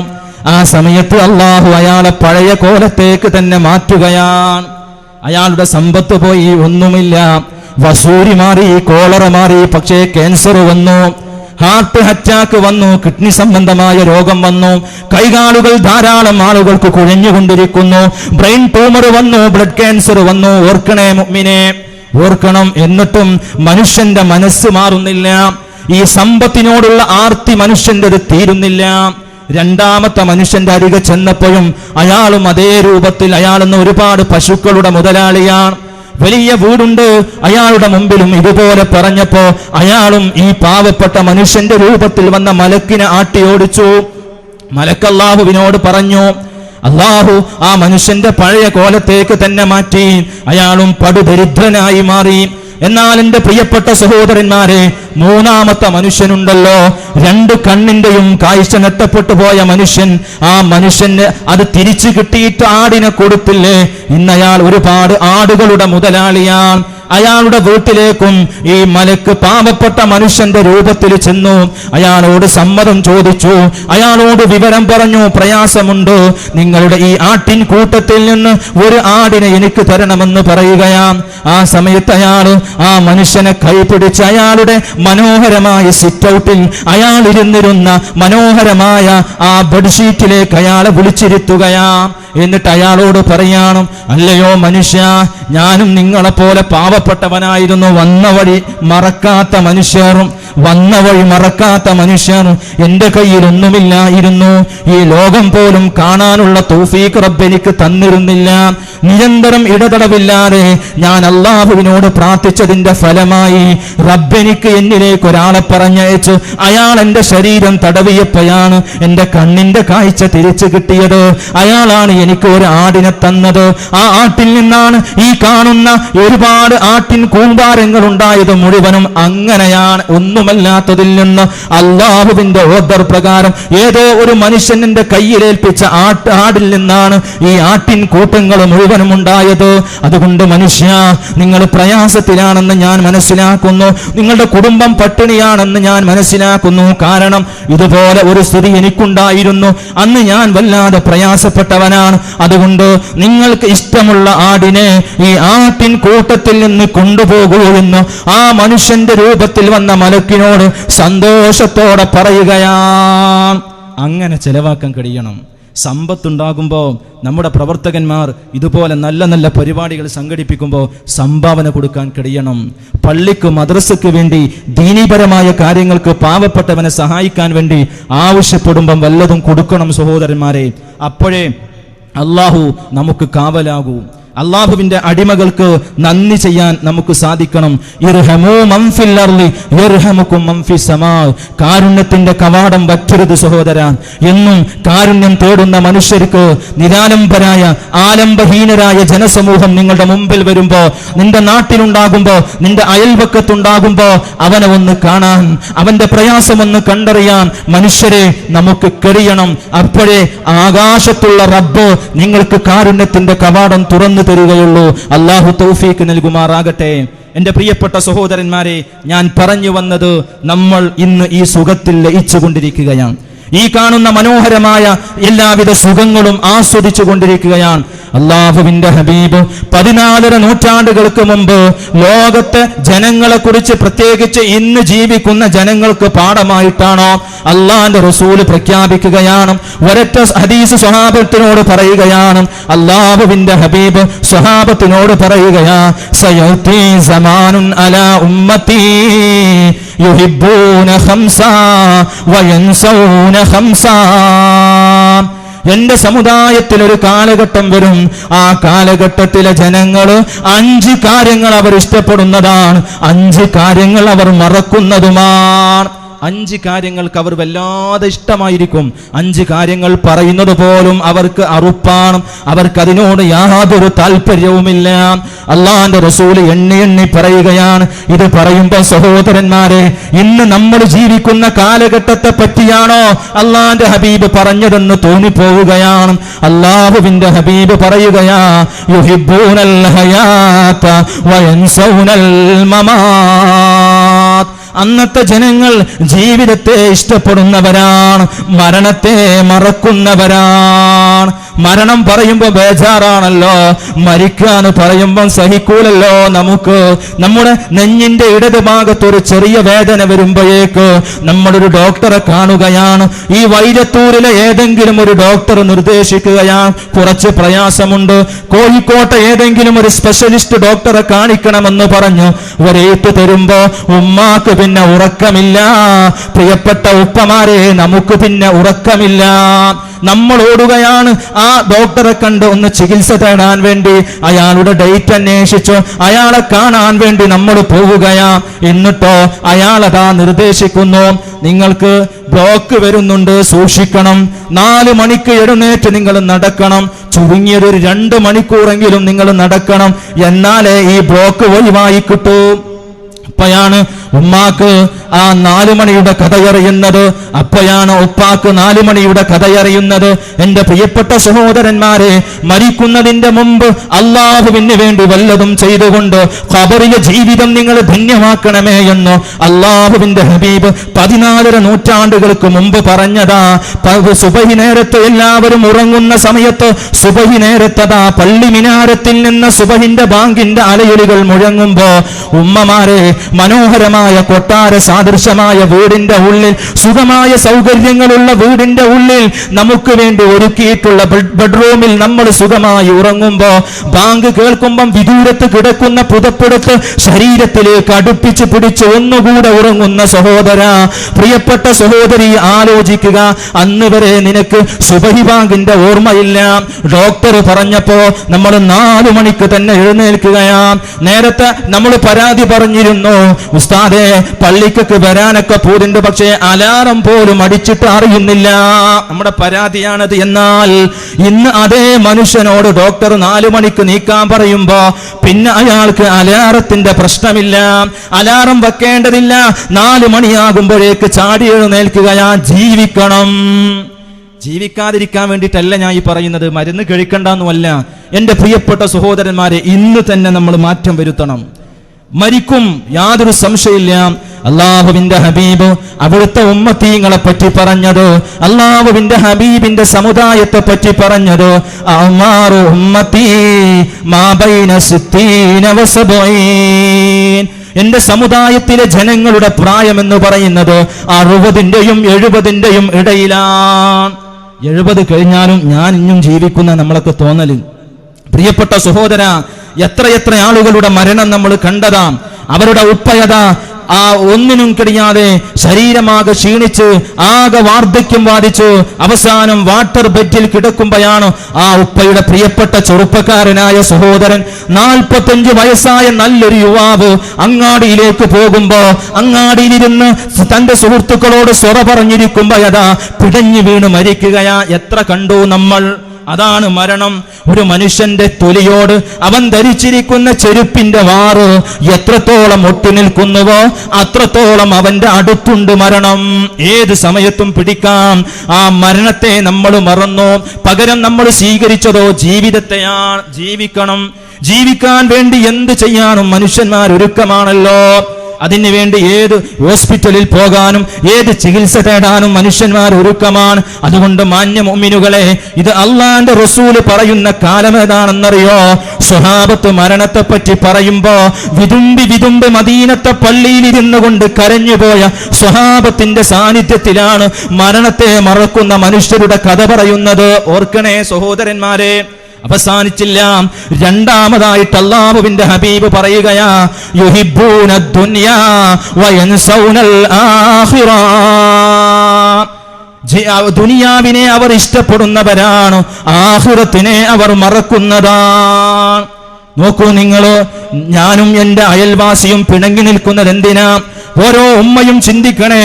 ഇന്ന് അയൽപക്ക ബന്ധം സദൃഢമല്ല, ഭാര്യ ഭർത്തൃ ബന്ധം സദൃഢമല്ല, മക്കളും പിതാവും തമ്മിലുള്ള ബന്ധം സദൃഢമല്ല. എന്തുകൊണ്ട്?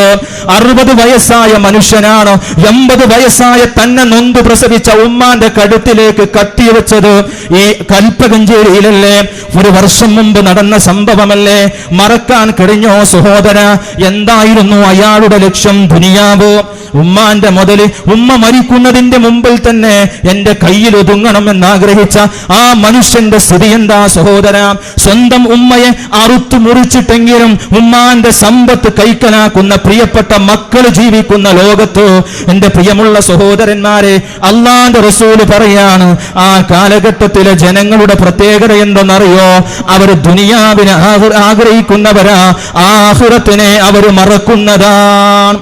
അല്ലാഹുവിന്റെ ഹബീബ് ആഖിറത്തിനെ പറ്റി പറഞ്ഞിട്ടുണ്ട് സഹോദരന്മാരെ. ബർസഖിയായ ജീവിതത്തിന്റെ രണ്ടാമത്തെ സ്റ്റെപ്പാണല്ലോ എന്റെ പ്രിയപ്പെട്ട സഹോദരന്മാരെ മഹ്ശറ വൻസഭയിൽ കോടിക്കണക്കിന് ജനങ്ങൾ ഒരുമിച്ച് കൂടും.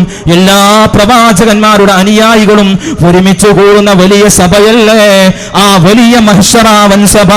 ആ വൻസഭയിലേക്ക് അല്ലാഹുവിന്റെ ഹബീബ് ആയിഷ ബീവിയോട് പറയുകയാ, ആയിഷ, അന്ന് ഖബറിൽ നിന്ന് ഇസ്രാഫീൽ അലൈഹിസ്സലാം രണ്ടാമതായിട്ട് സൂറിൽ ഊതിയാൽ പിന്നെ ഖബറാളികൾ മുഴുവനും ഖബറിൽ നിന്ന് എഴുന്നേറ്റ് മഹ്ശറയിലേക്ക് നടക്കുന്നതാണ്. എന്താണ് അവരുടെ രൂപമെന്നറിയോ? അവരുടെ ശരീരം, അവരുടെ പ്രായമെന്ന് പറയുന്നത് 30 വയസ്സ് 33 വയസ്സ് നല്ല യുവതിയുടെ പ്രായമാണ്.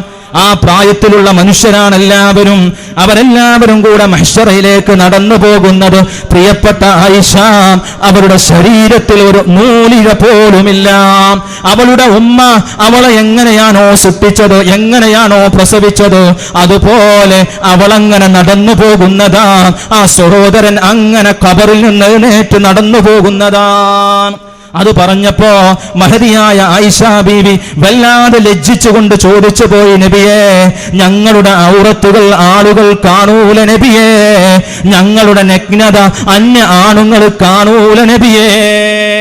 ആ സമയത്തിന്റെ പ്രിയപ്പെട്ട സഹോദരന്മാരെ, മഹദിയായ ആയിഷ ബീവിയോട് അല്ലാഹുവിന്റെ ഹബീബ് പറയുന്ന മറുപടി എന്തെന്നറിയോ?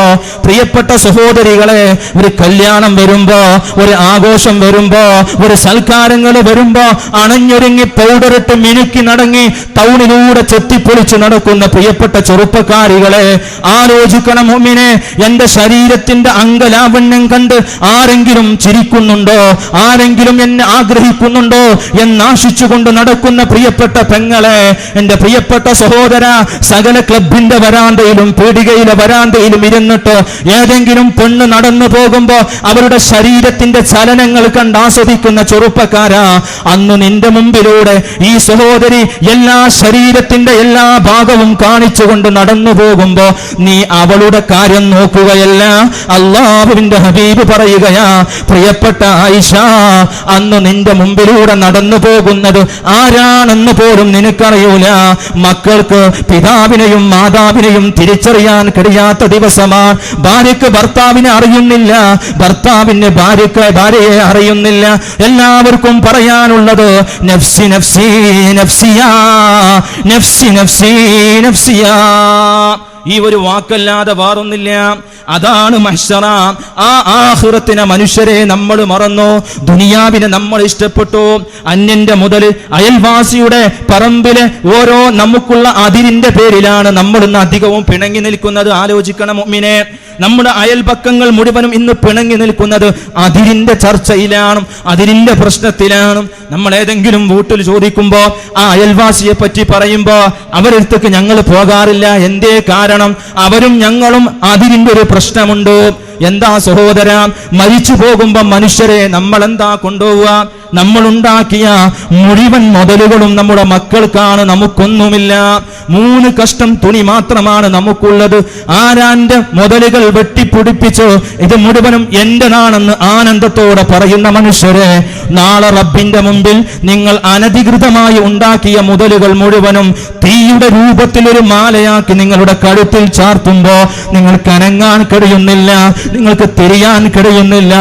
ആളുകൾ അല്ലാഹുവോട് ചോദിക്കുന്നു, അല്ലാഹുവേ, ആ മനുഷ്യൻ എന്ത് ശിക്ഷയാണ് നീ നൽകിയത്? അപ്പം അല്ലാഹ് പറയും, ദുനിയാവിൽ എന്റെ പാവപ്പെട്ട മനുഷ്യന്റെ മുതലെടുത്ത മനുഷ്യനാണത്. അല്ലാഹു നമുക്ക് നല്ല ജീവിതം നയിക്കുവാനുള്ള തൗഫീക്ക് നൽകുമാറാകട്ടെ. ആ ആഖിറത്തിനെ നമ്മൾ മറന്നു, ദുനിയാവിനെ നമ്മൾ ഇഷ്ടപ്പെട്ടു. ഇനിയോ അല്ലാഹുവിന്റെ ഹബീബ്, പ്രിയപ്പെട്ട സഹോദരന്മാരെ, മൂന്നാമതായിട്ട് അല്ലാഹുവിന്റെ ഹബീബ് പറയുകയാണ്, യുഹിബ്ബൂനൽ ഖുസൂറ വയൻസൗനൽ ഖുബൂർ. അല്ലാഹുവിന്റെ ഹബീബ് പഠിപ്പിക്കുകയാ, മണിമന്ദിരങ്ങളെ ഇഷ്ടപ്പെടുന്നവരാണ്, ഖബറിനെ അവർ മറക്കുന്നതാണ്. ആലോചിക്കണം മുഅ്മിനെ, ഇത് പറയുന്നതെന്നാണ്? കേവലം ഈന്തപ്പനയുടെ ഓല കൊണ്ട് ചെറിയ ചെറ്റക്കുടിലുണ്ടാക്കി ദാരിദ്ര്യത്തിന്റെ പടുകുടിയിൽ ജീവിക്കുന്ന സ്വഹാബത്തിനോടാണ് അല്ലാഹുവിന്റെ റസൂല് പറയുന്നത്. ആ കാലഘട്ടത്തിൽ ജീവിക്കുന്ന എന്റെ സമുദായാംഗങ്ങളുടെ പ്രത്യേകത, അവർ വലിയ വലിയ മണിമന്ദിരങ്ങൾ ഉണ്ടാക്കുന്നവരാണ്, എന്നാൽ ഖബറിനെ അവരങ്ങ് മറക്കുന്നതാണ്. നോക്കൂ നിങ്ങൾ എന്റെ പ്രിയപ്പെട്ടവരെ, ഞാനൊരു വീടുണ്ടാക്കുകയാണെങ്കിൽ എന്റെ മനസ്സിലുള്ള ചിന്ത എന്താ? എന്റെ ഈ നാട്ടിലെ എല്ലാ വീടുകളേക്കാൾ വലിയൊരു വീട് എന്റെ വീടാവണം. എന്റെ അയൽവാസി നല്ലൊരു വീടുണ്ടാക്കിയിട്ടുണ്ടെങ്കിൽ അയാൾക്ക് വീടുണ്ടാക്കി കൊടുത്ത എഞ്ചിനീയറെ കണ്ട് എന്റെ അയൽവാസിക്കുണ്ടാക്കിയ വീടിനേക്കാൾ നല്ലൊരു വിലപിടിപ്പുള്ള വീടിന്റെ ഒരു പ്ലാനും ഒരു എസ്റ്റിമേറ്റും നിങ്ങൾ എനിക്ക് തയ്യാറാക്കി തരണമെന്ന് പറയുന്ന തിരക്കാണ് നമുക്ക്. വീടുള്ളവർ തന്നെ ഉള്ള വീടുകൾ മോടി പിടിപ്പിച്ചുകൊണ്ട് ഓരോ വർഷത്തിലും വീടിങ്ങനെ വിപുലീകരിച്ചു കൊണ്ടിരിക്കുന്നു. ഞാൻ കുറ്റപ്പെടുത്തുകയല്ല. പാവങ്ങളുണ്ട് നമ്മുടെ മുമ്പിൽ, എത്രയോ കഷ്ടത അനുഭവിക്കുന്നുണ്ട്. അവരെയും സഹായിക്കാൻ ഒരു വിഹിതം നമ്മൾ മാറ്റിവെക്കണം. അല്ലാഹു തൗഫീക്ക് നൽകുമാറാകട്ടെ. എന്നാൽ ആ മണിമന്ദിരങ്ങളെ അവർ ഇഷ്ടപ്പെടുന്നതാണ്. ഭാര്യ വിളിച്ചു പറയാണ് ഭർത്താവിനോട്, നോക്കിയെന്ന് എന്റെ സ്നേഹിതിക്ക് അവളുടെ ഭർത്താവ് ഉണ്ടാക്കിയിട്ടുണ്ട് ഒരു വീട്, അതേ വീട് മതി നമുക്ക്. പാവം ഈ സാധു മനുഷ്യൻ കഷ്ടപ്പെട്ട് പ്രയാസപ്പെട്ടു 10-25 വർഷക്കാലം അവിടെ നിന്ന് എല്ലാം ഒരുക്കി കൂട്ടി ഉണ്ടാക്കിയ ഒരു വീട്, ആ വീട് മോടി പിടിപ്പിക്കാൻ ഭാര്യയുടെ നിർബന്ധത്തിന് വഴങ്ങി തയ്യാറാവുകയാണ്. വീടിന്റെ പണിയൊക്കെ കഴിഞ്ഞു, കുടിരിക്കല് പറയാൻ വേണ്ടി, കുടുംബത്തിലൊക്കെ പറയാൻ വേണ്ടി ഭാര്യയും ഭർത്താവും വേണ്ടി പോവാം. എല്ലാരോടും പറഞ്ഞു, പള്ളിയിലെ ഉസ്താദിനോടൊക്കെ പറഞ്ഞു, 2 ദിവസം കഴിഞ്ഞാൽ വീടിന്റെ കുടിരിക്കല് നടക്കുക. ആ സമയത്താണ് സഹോദരന്മാരെ, അന്നത്തെ ദിവസം ഭാര്യയോടൊപ്പം തന്റെ ബെഡ്റൂമിൽ സുഖമായി ഉറങ്ങിയ മനുഷ്യന് സുബഹി നേരമായപ്പം ഭാര്യ എഴുന്നേറ്റ് തന്റെ പ്രിയപ്പെട്ട ഭർത്താവിനെ എഴുന്നേൽപ്പിക്കുകയാണ്. മൂപ്പരനങ്ങുന്നില്ല. എത്ര വിളിച്ചിട്ടും ശരീരം മുഴുവനും കുലുങ്ങുകയാണ്. ഭാര്യയ്ക്ക് ബേജാറായി. ഇന്നലെ വരെ സന്തോഷത്തോടു കൂടെ ഉറങ്ങുന്നത് വരെ ഭർത്താവിന് ഒരു കുഴപ്പമില്ല. എല്ലാം സന്തോഷത്തോടെ കിടന്നുറങ്ങിയ തന്റെ ഭർത്താവിന് എന്തു പറ്റി എന്ന് കരുതി ബെഡ്റൂമിന്റെ വാതിൽ തുറന്ന് തന്റെ വീട്ടിലുള്ള കുടുംബക്കാരെ വിളിച്ചു നോക്കുമ്പോ സുബ്ഹാനല്ലാഹ്, അയാള് മരിച്ചുപോയി. ആ തറവാടി വീടിന്റെ മുമ്പിൽ അതാ വർഷങ്ങളോളം അധ്വാനിച്ച് ഗൾഫിന്റെ മലനാരണ്യത്തിൽ ഒരുപാട് കട്ടട അനുഭവിച്ചുണ്ടാക്കിയ, അയാൾക്ക് വേണ്ടി ഉണ്ടാക്കിയ കൊട്ടാര സാദൃശ്യമായ വീടുണ്ട്. പക്ഷേ ആ വീടിന്റെ ഉള്ളിലേക്കൊന്ന് കയറാൻ ആ സാധു മനുഷ്യന് കഴിയുന്നില്ല. അതല്ലേ അവസ്ഥ? എത്ര കണ്ടു സഹോദരന്മാരെ. അവസാനം ഈ ഭാര്യ പറയാം, മയ്യത്ത് പുതിയ വീട്ടിലൊന്ന് കെടുത്തിക്കൂടെ എന്ന് പറയുമ്പം അത് നമ്മളെ വീട്ടിനതൊരു ശൂന്യക്കേടാവുന്ന പറഞ്ഞത്, തറവാട്ട് തന്നെ കെടുത്തിയാൽ മതി. ആ സാധുവിന് അതിൽ പോലും കയറാനുള്ള ഒരു ഭാഗ്യമുണ്ടായില്ല. എത്ര ജീവിതം അങ്ങനെ അവസാനിച്ചു സഹോദരന്മാരെ. അള്ളാഹു നമ്മുടെ സമുദായത്തെ കാത്തുരക്ഷിക്കുമാറാകട്ടെ. എന്നാൽ നമ്മൾ മറന്നതേതാ സഹോദരന്മാരെ? വയൻസൗനൽ ഖുബൂർ, ഖബറിനെ നമ്മൾ മറന്നുപോയി. നമ്മുടെ ഓരോ നാടുകളിലുമുള്ള മനോഹരമായ ഒരുപാട് പഴക്കങ്ങളുള്ള ജുമുഅത്ത് പള്ളികൾ നമ്മൾ കണ്ടവരല്ലേ? ആ ജുമുഅത്ത് പള്ളിയിലേക്ക് വെള്ളിയാഴ്ച ജുമുഅക്ക് പോകുന്ന ഉപ്പമാരെ, പ്രിയപ്പെട്ട സഹോദരികളെ, ആ പള്ളിയുടെ ചാരത്തുകൂടെ പോകുന്ന റോട്ടിലൂടെ നടന്നു പോകുമ്പോ, വാഹനത്തിലൂടെ പോകുമ്പോ പള്ളിന്റെ മുമ്പിലതാ, പള്ളിപ്പറമ്പിലതാ മനോഹരമായ പലവിധ കല്ലുകൾ, മീസാൻ കല്ലുകൾ. ആ മീസാൻ കല്ലുകളൊക്കെ പള്ളിയുടെ അലങ്കാരത്തിന് വേണ്ടി പള്ളി കമ്മിറ്റിക്കാർ ഫിറ്റ് ചെയ്തതാണോ? അങ്ങനെ കരുതിയോ നമ്മൾ തോന്നിപ്പോകും. വെള്ളിയാഴ്ച ജുമുഅക്ക് വേണ്ടി പോകുമ്പോ കൂട്ടുകാരന്റെ കൈപിടിച്ച് രാഷ്ട്രീയത്തിന്റെ ചർച്ചകൾ പറഞ്ഞ്, സ്വന്തം സുഹൃത്തിന്റെ കുറ്റങ്ങളും കുറവുകളും പറഞ്ഞ് പള്ളിയിലേക്ക് വരെ കടന്നു പോകുമ്പോഴും തന്റെ ചാരത്ത് താൻ നടന്നു പോകുന്ന വഴിയിൽ തന്റെ പ്രിയപ്പെട്ട ഉപ്പയുടെ ഖബർ കാണുമ്പോ അസ്സലാമു അലൈക യാ അബീ എന്ന് സലാം പറയാൻ കഴിയാത്ത മക്കളെ, നമ്മുടെ ജീവിതത്തിന്റെ അവസ്ഥ എന്താ? ഖബറെന്ന് കേട്ടാൽ എന്താ പ്രിയപ്പെട്ടവരെ നമ്മുടെ അവസ്ഥ? എത്രയെത്ര ആളുകൾ നമ്മുടെയൊക്കെ പള്ളിക്കാട്ടുകളിൽ അന്ത്യവിശ്രമം കൊള്ളുന്നുണ്ട്. ഒരു മനുഷ്യൻ ഒരു വീട്ടിൽ മരിക്കാന്ന് പറഞ്ഞാൽ എന്താണ് ആ വീടിന്റെ അവസ്ഥ? വീട്ടുകാരി ആ മനുഷ്യന്റെ ആ ശരീരം, ആ മയ്യിത്തത ഡൈനിങ് ഹാളിൽ വെക്കുകയാ. ആളുകളൊക്കെ വരുന്നു, അയാളെ സന്ദർശിക്കുന്നു, അവസാനം മയ്യിത്ത് കുളിപ്പിക്കുന്നു, കഫൻ ചെയ്യുന്നു. പള്ളിയിലെ ഉസ്താദുമാര് വരുന്നു, അയാളെ എടുത്ത് അയാൾക്ക് വേണ്ടി കൊണ്ടുവന്ന, പള്ളിയിൽ നിന്ന് കൊണ്ടുവന്ന മയ്യിത്ത് കട്ടിലിലേക്ക് അയാളുടെ മയ്യിത്തങ്ങ് വെക്കുകയാ. ഇന്നലെ വരെ അങ്ങാടികളിലേക്ക് നടന്നുപോയ സഹോദരനാ, യാതൊരു രോഗവുമില്ലാത്ത മനുഷ്യനാ, ഇന്നയാൾ മയ്യിത്തായിട്ടുണ്ട്. അയാളുടെ കട്ടിലിൽ അയാളങ്ങ് കിടത്തിയിട്ട് പള്ളിയിൽ ഉസ്താദ് ദുആ ചെയ്യുമ്പോ എല്ലാവരും ആമീൻ പറയുകയാ. അവസാനം എല്ലാവരും കൂടെ താങ്ങിയിട്ട് ആ ഉപ്പയുടെ മയ്യിത്ത് ആ മയ്യിത്ത് കട്ടിലിൽ വെച്ചിട്ട് ആ മയ്യിത്ത് കട്ടിൽ യാത്ര പറയുകയാ പള്ളിക്കാട്ടിലേക്ക്. അതിങ്ങനെ നടന്നു പോകുമ്പോ മനുഷ്യന്മാരിങ്ങനെ പിടിച്ച് ആ മയ്യിത്ത് കട്ടിലുമായി പോകുമ്പോ ആ പ്രിയപ്പെട്ട ഉപ്പാന്റെ മകനുണ്ട്, ആ പ്രിയപ്പെട്ട ഉപ്പാന്റെ ആ പ്രിയപ്പെട്ട മകളുണ്ട്. പക്ഷേ മക്കളൊക്കെ പെൺകുട്ടികളാണെങ്കിൽ അവരുടെ വീടിന്റെ ജനാല തുറന്നിട്ടിട്ട് ഉപ്പാന്റെ മയ്യിത്ത് കൊണ്ടുപോകുന്നത് ഇങ്ങനെ കാണുകയാ. കരഞ്ഞു കരഞ്ഞു വല്ലാതെ വിഷമത്തിൽ നിൽക്കുന്ന പെൺകുട്ടികളോ ആൺകുട്ടികളാണെങ്കിലോ ആ ഉപ്പാന്റെ മയ്യിത്ത് കട്ടിലിന്റെ കാലിങ്ങനെ പിടിച്ചിട്ടോ ആളുകളൊക്കെ ദിക്ർ ചൊല്ലിയിട്ട് പള്ളിയിലേക്കാണ് ആ ഉപ്പയെ കൊണ്ടുപോകുന്നത്. മനുഷ്യരെ വല്ലാത്തൊരു രംഗമല്ലേ അത്? പള്ളിയിലെത്തുന്നു, പള്ളിയിലെ മിഹ്റാബിന്റെ മുമ്പിൽ ആ ഉപ്പാന്റെ മയ്യിത്തങ്ങ് വെച്ചിട്ടോ ആ ഉപ്പാക്ക് വേണ്ടി പ്രാർത്ഥിച്ചോ, ഉപ്പാക്ക് വേണ്ടി മയ്യിത്ത് നിസ്കരിച്ചിട്ടതാ പിന്നെ കൊണ്ടുപോകുന്നത് ആ ഉപ്പാക്ക് വേണ്ടി ഒരുക്കി വെച്ച, പ്രിയപ്പെട്ട ഉമ്മമാരെ നിങ്ങൾക്ക് വേണ്ടി ഒരുക്കി വെച്ച ഖബറിലേക്കാണ്. ഖബർ കണ്ടവരല്ലേ സഹോദര നമ്മൾ? എന്താണ് ഖബറിന്റെ അവസ്ഥ? ഒരാൾക്ക് പോലും മര്യാദക്ക് കിടക്കാൻ കഴിയാത്ത ആ ഇടുങ്ങിയ മണ്ണറയല്ലേ ഖബർ. ആ ഖബറിലേക്ക് ആ മനുഷ്യനങ്ങ് വെക്കുന്ന രൂപമൊന്ന് ആലോചിച്ചു നോക്കൂ. നേരത്തെ ഞാൻ പറഞ്ഞല്ലോ പ്രിയപ്പെട്ടവരെ, നല്ല നല്ല സൽക്കാരത്തിന് പോകുമ്പോ പൗഡറിട്ട് പോയിരുന്ന പെങ്ങളാണെങ്കിൽ പോലും അവളുടെ കെട്ടുകൾ അയച്ചിട്ട്, അവളുടെ 3 കഷ്ണം കെട്ടിന്റെ ആ കെട്ടുകളൊക്കെ അയച്ചിട്ട് മുഖത്തിന്റെ ഭാഗത്ത് കുറച്ച് മണ്ണ് വെച്ച് മണ്ണിലാണ് പിന്നെ ആ ശരീരം വെക്കുന്നത്. ഖബറിലങ്ങ് വെച്ചിട്ട് ഓരോ കല്ലും അങ്ങ് വെക്കുകയാ. ആ സമയത്ത് ആ മനുഷ്യൻ ഖബറിൽ കിടക്കുമ്പോ ഖബറിന്റെ മുകളിൽ നിന്ന് ഖബറിലേക്ക് നോക്കുമ്പോ ആ മനുഷ്യൻ ധരിച്ചിട്ടുള്ള, ആ മനുഷ്യനെ ധരിപ്പിച്ചിട്ടുള്ള കഫംപുടയുടെ നിറം വെള്ള ശരിക്ക് കാണാം. പക്ഷേ ഓരോ കല്ലുകൾ വെക്കുമ്പോഴും ആ കഫംപുടയുടെ നിറം ഇരുളടയുകയാ. അവസാനത്തെ കല്ല് വെക്കാൻ ബാക്കി വരുമ്പോ എന്റെ മാന്യ മുഅ്മിനെ, ആരെങ്കിലും ആ ഖബറിലേക്ക് നോക്കിയോ? ഇന്നലെ വരെ നമ്മളോടൊപ്പം ചായക്കടയിലിരുന്ന് സൊറ പറഞ്ഞ് സുഹൃത്തിന്റെ മയ്യിത്തല്ലേ അത്? ആ കഫംപുടയുടെ കളർ ഇരുണ്ടുപോയി. അവസാനത്തെ ആ മൂടുകല്ലും വെച്ചാൽ പിന്നെ അയാൾ ഈ ലോകത്തില്ല, പിന്നെ അയാളെ നമുക്ക് കാണുന്നില്ല. മക്കളാവട്ടെ, ഭർത്താവട്ടെ, ആരാവട്ടെ, ആ ഉമ്മാന്റെ ഖബറിന്റെ അരികെ വെച്ചുകൊണ്ട് പിന്നെ പറയാനുള്ളത് ഓരോ പിടി മണ്ണ് വാരിയിട്ട് ആ ഖബറിലേക്ക് ഇടുകയാ. മിൻഹാ ഖലഖ്നാകും വഫീഹാ നുഈദുകും വമിൻഹാ നുഖ്രിജുകും താറതൻ ഉഖ്റാ. മനുഷ്യ, നിന്നെ സൃഷ്ടിച്ചത് ഈ മണ്ണിൽ നിന്നാണ്. ഈ മണ്ണിലേക്ക് തന്നെ ഇതാ നിന്നെ മടക്കിയിരിക്കുന്നു. ഇനി ഒരു ദിവസം നിന്നെ ഈ മണ്ണിൽ നിന്ന് ഉയർത്തെഴുന്നേൽപ്പിക്കുകയും ചെയ്യുമെന്ന പരിശുദ്ധ ഖുർആനിന്റെ വചനമാണ് നമ്മൾ ഉരുവിടുന്നത്. വേറൊന്ന് പറയാനില്ല.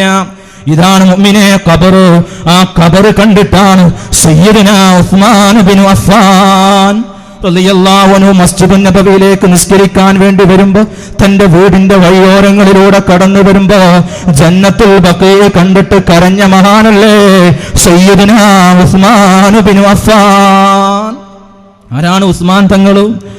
ഉസ്മാനെ, അങ്ങേക്ക് സ്വർഗമുണ്ടെന്ന് ഷഫീഉൽ വറാ മുഹമ്മദ് മുസ്തഫ സല്ലല്ലാഹു അലൈഹി വസല്ലം സ്വാദിഖുൽ മസ്തൂഖായ സത്യവാന്മാരിൽ സത്യവാനായ പുണ്യനബി സല്ലല്ലാഹു അലൈഹി വസല്ലമ തങ്ങളല്ലേ പറഞ്ഞത്, ഉസ്മാൻ എന്നവരെ അങ്ങേക്ക് സ്വർഗമുണ്ട് ട്ടോ.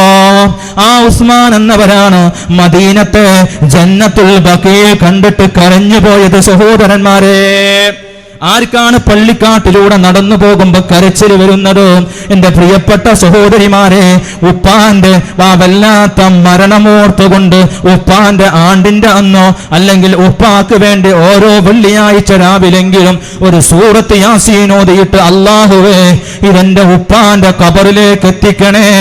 എന്റെ ഉപ്പ ഖബറിൽ ശിക്ഷ അനുഭവിക്കുന്നുണ്ടെങ്കിൽ ഈ ഖുർആനിന്റെ ബറക്കത്ത് കൊണ്ട്, സൂറത്ത് യാസീനിന്റെ മഹത്വം കൊണ്ട് എന്റെ ഉപ്പാന്റെ ഖബറിൽ നിന്ന് അദാബിനെ ദൂരീകരിക്കണേ എന്ന് പ്രാർത്ഥിക്കാൻ എത്ര സഹോദരിമാർക്കാണ് കഴിഞ്ഞത്?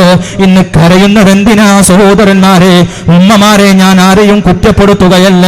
നമ്മുടെ വീട്ടിലുള്ള ഡൈനിങ് ഹാളിൽ ഫിറ്റ് ചെയ്തിട്ടുള്ള വിലപിടിപ്പുള്ള 25 ഇഞ്ചിന്റെ വീതിയുള്ള മനോഹരമായ ടിവിയുടെ മുമ്പിൽ ഇരുന്നിട്ടോ മക്കളെ പോലും മറ്റൊരു റൂമിലേക്ക് പഠനാവശ്യത്തിന് വേണ്ടി മാറ്റിവെച്ചിട്ടോ നമ്മൾ അതിന്റെ മുമ്പിൽ ഇശാ മഗ്രിബിന്റെ ഇടയിലിരിക്കുകയാ. വല്യപ്പ നിസ്കാരം കഴിഞ്ഞ് വീട്ടിലേക്ക് വരുമ്പോ വല്യമ്മ ഡൈനിങ് ഹാളിൽ ഇരുന്നു കൊണ്ട് കരയുകയാ. നേരത്തെ കരഞ്ഞിരുന്ന വല്യമ്മ ഖബറോർത്തിട്ടാണെങ്കിലോ അള്ളാഹുവിന്റെ ആ പരിശുദ്ധമായ സ്വർഗത്തിലെത്താൻ വേണ്ടി കരഞ്ഞ വല്യമ്മയാണെങ്കിൽ ഇന്ന് കരയുന്നത് എന്തിനാ സഹോദരന്മാരെ? സീരിയൽ നടനടിച്ചതിന്റെ പേരിലോ ആ പെണ്ണ് കരഞ്ഞപ്പോ കോടിക്കണക്കിന് രൂപ ആ പെണ്ണിന് കിട്ടും. അങ്ങനെ ഒരു കള്ളക്കരച്ചിൽ നടത്തിയാൽ ഇത് കണ്ടിട്ട് വിതുമ്പി വിതുമ്പി കരയുന്ന പ്രിയപ്പെട്ട വല്യമ്മ, പ്രിയപ്പെട്ട സഹോദരിമാരെ, ആർക്ക് വേണ്ടിയാണ് നമ്മൾ ജീവിക്കുന്നത്? ആലോചിക്കണ്ടേ, ചിന്തിക്കണ്ടേ, സമയം ഉപയോഗപ്പെടുത്തണം സഹോദരന്മാരെ. ഇന്ന് കണ്ടവനെ നാളെ കാണൂല. ഞാൻ പറഞ്ഞല്ലോ, എന്റെ നാട്ടിൽ ഈ റമളാനിന്റെ 2 ദിവസം മുമ്പ് 45 വയസ്സുകാരനായ അബ്ദുൽ ഗഫൂർ എന്ന് പറയുന്ന ഒരു സഹോദരൻ ലോകത്തോട് വിട പറഞ്ഞു പോയി. എങ്ങനെയാ മരിച്ചത്? എന്റെ പ്രിയപ്പെട്ടവരെ, 1 മാസം മുമ്പ് അയാൾക്കൊരു പനി വരികയാ. അയാൾക്ക് നല്ല നല്ല നല്ല ചുറുചുറുക്കുള്ള ചെറുപ്പക്കാരനാ. ഒരു ചെറിയ പനി വന്നു. പനി വന്നപ്പം അയാൾ ഡോക്ടറെ കാണിച്ചു. ഡോക്ടറിൽ നിന്ന് മരുന്ന് വാങ്ങിക്കഴിച്ചു. ഒരാഴ്ച കഴിഞ്ഞപ്പോഴും പനി മാറുന്നില്ല. വല്ലാത്ത സംശയം. വീട്ടുകാര് മറ്റൊരു ഡോക്ടറെ കാണിച്ചു. ഡോക്ടർ പറഞ്ഞു, ഈ മരുന്നുകൊണ്ട് ഈ പനി മാറേണ്ടതായിരുന്നു, എന്തോ പ്രശ്നമുണ്ട്, ഒന്ന് ടെസ്റ്റ് ചെയ്യണം. സുബ്ഹാനല്ലാഹ്, ആ സഹോദരന്റെ രക്തമൊന്ന് ടെസ്റ്റ് ചെയ്യുമ്പോ അയാൾക്ക് ബ്ലഡ് ക്യാൻസറാണ്. പിന്നെ അയാളെ നേരെ വീട്ടുകാർ കൊണ്ടുപോകുന്നത് തിരുവനന്തപുരത്തെ റീജിയണൽ ക്യാൻസർ സെന്ററിലേക്കാണ്. തിരുവനന്തപുരത്തെ റീജിയണൽ ക്യാൻസർ സെന്ററിൽ 2 ആഴ്ച കിടന്നപ്പോയേക്ക് ആ മനുഷ്യൻ ലോകത്തോട് വിട പറയുകയാണ്. വർഷങ്ങൾ പഴക്കമുള്ള രോഗമല്ല, ഏതോ കാലം തുടങ്ങിയ മരുന്ന് കുടിച്ച മനുഷ്യനല്ല, നല്ല ചെറുപ്പക്കാരനാ, ജോലിക്ക് പോയിരുന്ന നല്ല യുവാവാണ് അബ്ദുൽ ഗഫൂർ എന്ന് പറയുന്ന ചെറുപ്പക്കാരൻ. ആ സഹോദരൻ മരിച്ചു. സഹോദരന്മാരെ, അയാളുടെ മയ്യത്ത് തിരുവനന്തപുരത്ത് നിന്ന് വീട്ടിലേക്ക് കൊണ്ടുവരുമ്പോ എന്റെ പ്രിയപ്പെട്ട സഹോദരന്മാരെ, ഞാൻ ആദ്യം സൂചിപ്പിച്ചുവല്ലോ ഇന്നത്തെ പ്രായമുള്ള ഉപ്പമാരുടെ കഥ. ആ പ്രിയപ്പെട്ട ചെറുപ്പക്കാരന്റെ ഉപ്പയുണ്ട്. ആ പ്രിയപ്പെട്ട ഉപ്പ 6 മാസം മുമ്പ് അയാളുടെ കൈകാലുകൾ കുഴഞ്ഞിട്ട് സംസാരശേഷി നഷ്ടപ്പെട്ടു. അവസാനം പ്രഷർ തലയിൽ കയറിയതാണെന്ന് പറഞ്ഞു സകല ഹോസ്പിറ്റലുകളിൽ നിന്നും മടക്കി വീട്ടിൽ ബെഡിൽ ഇങ്ങനെ കിടക്കുകയാ. ആരോടും സംസാരിക്കാൻ കഴിയുന്നില്ല, ആരോടും മിണ്ടാൻ കഴിയുന്നില്ല, സ്വന്തമായി എഴുന്നേൽക്കാൻ കഴിയുന്നില്ല. ഒന്നിനും എല്ലാവിധ കഴിവും എല്ലാവിധ ചലനശേഷിയും നഷ്ടപ്പെട്ടു ഒരു രൂപം ഇങ്ങനെ കിടക്കുകയാ. 6 മാസമായി ആ മനുഷ്യൻ അവിടെ കിടക്കുന്നു. ആ മനുഷ്യനെ ശുശ്രൂഷിച്ചിരുന്നത് ഈ ചെറുപ്പക്കാരനായ 45 വയസ്സുകാരനായ ഈ ചെറുപ്പക്കാരനാ. ഉപ്പാക്ക് തണലായി ഉപ്പാന്റെ പ്രയാസം കണ്ടറിഞ്ഞ് ഉപ്പാന്റെ ചാരത്ത് എന്നും ഈ ചെറുപ്പക്കാരൻ ഉണ്ടായിരുന്നു. ആ ചെറുപ്പക്കാരന് ബ്ലഡ് ക്യാൻസർ ഉണ്ടെന്ന് അന്ന് വരെ അറിഞ്ഞില്ല. ആ ഉപ്പ ഇന്നും ജീവിച്ചിരിപ്പുണ്ട്, ആ ബെഡിൽ ഇങ്ങനെ കിടക്കുകയാ. അള്ളാഹു ദീർഘായുസ്സും ആഫിയത്തും കൊടുക്കുമാറാകട്ടെ. അദ്ദേഹത്തിന്റെ രോഗം അല്ലാഹു ശിഫയാക്കി കൊടുക്കുമാറാകട്ടെ. ആ ചെറുപ്പക്കാരന്റെ ഖബറിലെ ജീവിതം അല്ലാഹു സന്തോഷത്തിലും റാഹത്തിലുമാക്കട്ടെ.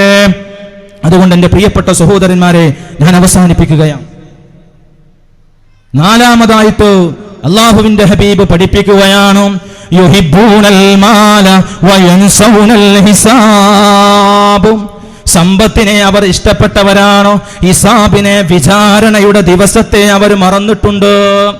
ഈ കൂടിയിരിക്കുന്ന ആളുകളുടെ മുമ്പിൽ ഇന്നലെ തഹജ്ജുദ് നിസ്കരിക്കാത്ത ആളാരാണെന്ന് പറയുമ്പോ അയാൾക്ക് ഈ സദസ്സിൽ നിന്ന് എഴുന്നേറ്റ് നിൽക്കാൻ ഒരു മടിയുണ്ടാകും, സ്വാഭാവികമാണ്. എന്താ ഇയാൾ ഇങ്ങനെ ചോദിക്കുന്നു എന്ന് ചോദിക്കും നമ്മൾ. എഴുന്നേറ്റ് നിൽക്കാൻ നമുക്ക് മടിയാണ്. കാരണമെന്തേ?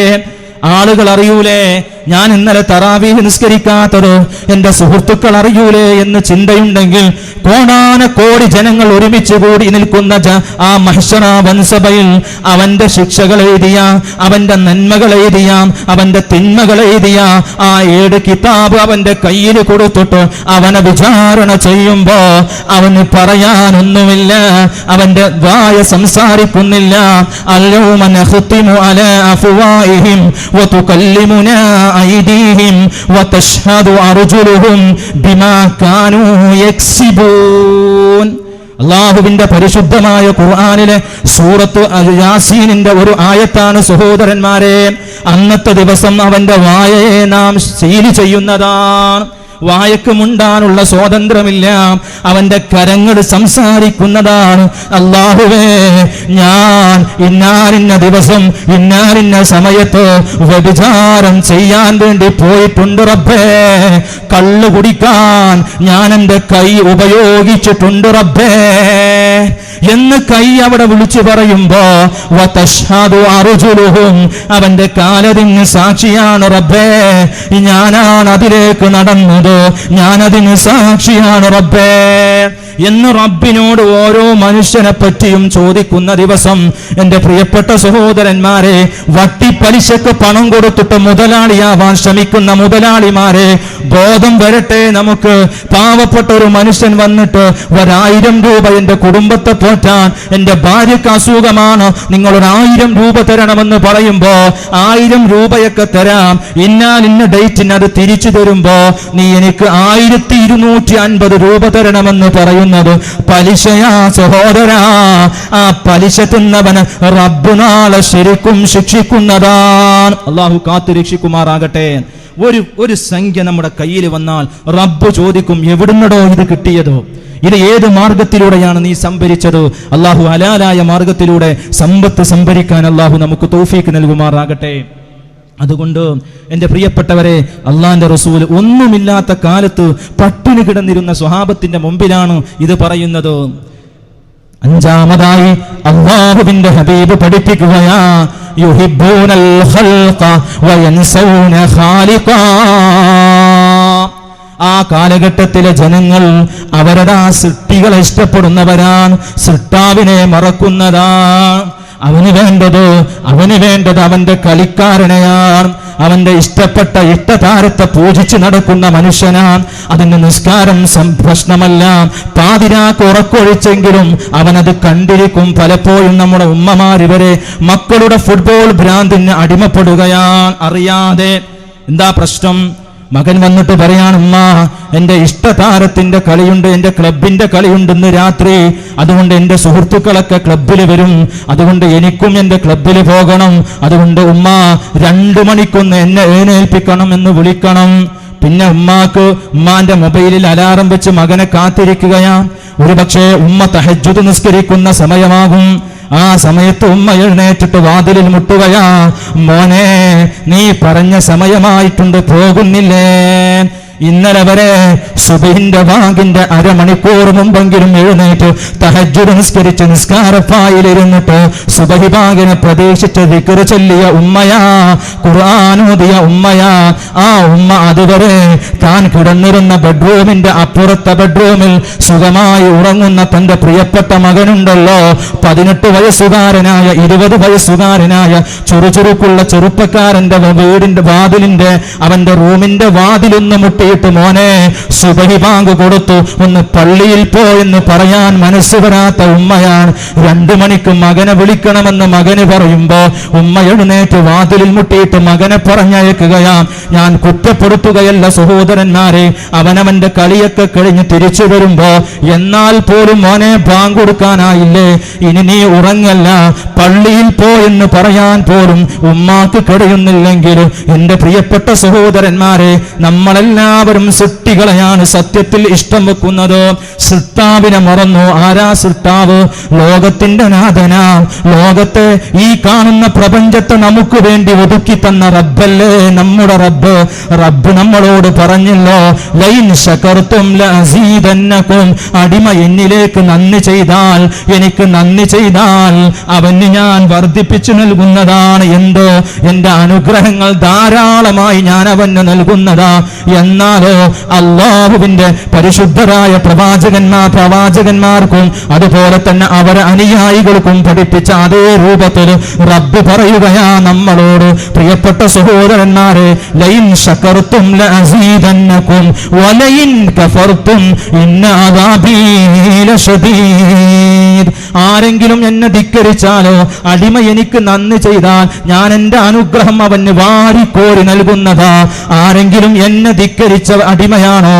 എന്നാൽ അടിമകളെ, മനുഷ്യരെ, എന്റെ ശിക്ഷ അതികഠിനമാണ് കേട്ടോ. ഇവിടെ ഓർക്കണം സഹോദരന്മാരെ, പൂർവകാല പ്രവാചകന്മാരുടെ കാലഘട്ടത്തിൽ ജീവിച്ച ഒരുപാട് ധിക്കാരികളുടെ കഥ ഖുർആൻ പറയുന്നുണ്ട്. ഹാറൂനിനെ പറ്റി ഖുർആൻ പറയുന്നുണ്ട്. അയാൾക്ക് ഒരുപാട് സമ്പത്തുണ്ടായിരുന്നല്ലോ.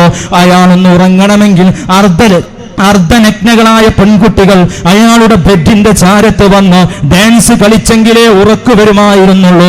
അങ്ങനത്തെ വലിയ രാജാവായിരുന്ന ഹാറൂനിനെ ഭൂമി അങ്ങ് വിഴുങ്ങിയിട്ട് മനുഷ്യരെ പാഠമായി നമ്മളോട് റബ്ബ് പറഞ്ഞില്ലേ, തിൽക ദാറുൽ ആഖിറതു നജ്അലുഹാ ലില്ലദീന ലാ യുരീദൂന ഉലുവൻ ഫിൽ അർളി വലാ ഫസാദാ വൽ ആഖിബതു ലിൽ മുത്തഖീൻ.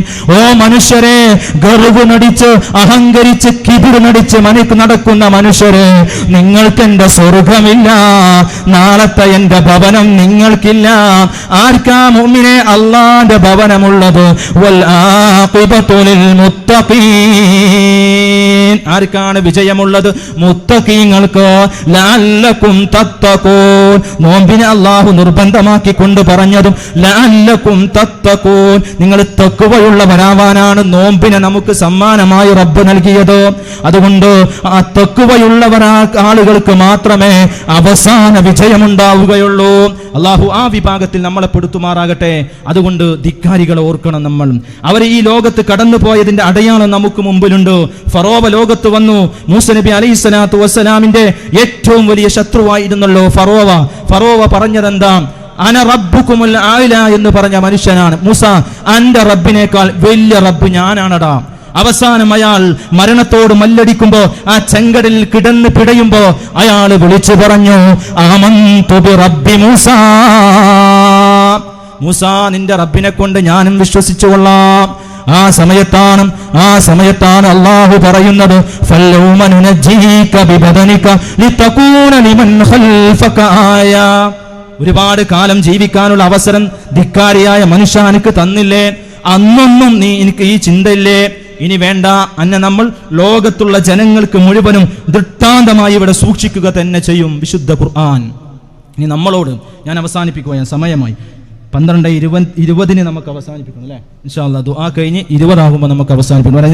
ഒരു 10 മിനിറ്റ് കൂടെ പറഞ്ഞ് 5 മിനിറ്റ് ദുആയോടുകൂടെ നമുക്ക് പിരിച്ചുവിടാം. എൻ്റെ പ്രിയപ്പെട്ട സഹോദരന്മാരെ, ഒരു മനുഷ്യന്റെ സക്കറാത്തിന്റെ ഘട്ടം, മരിക്കാൻ കിടക്കുന്ന സമയം മാർക്കറിയാലോ?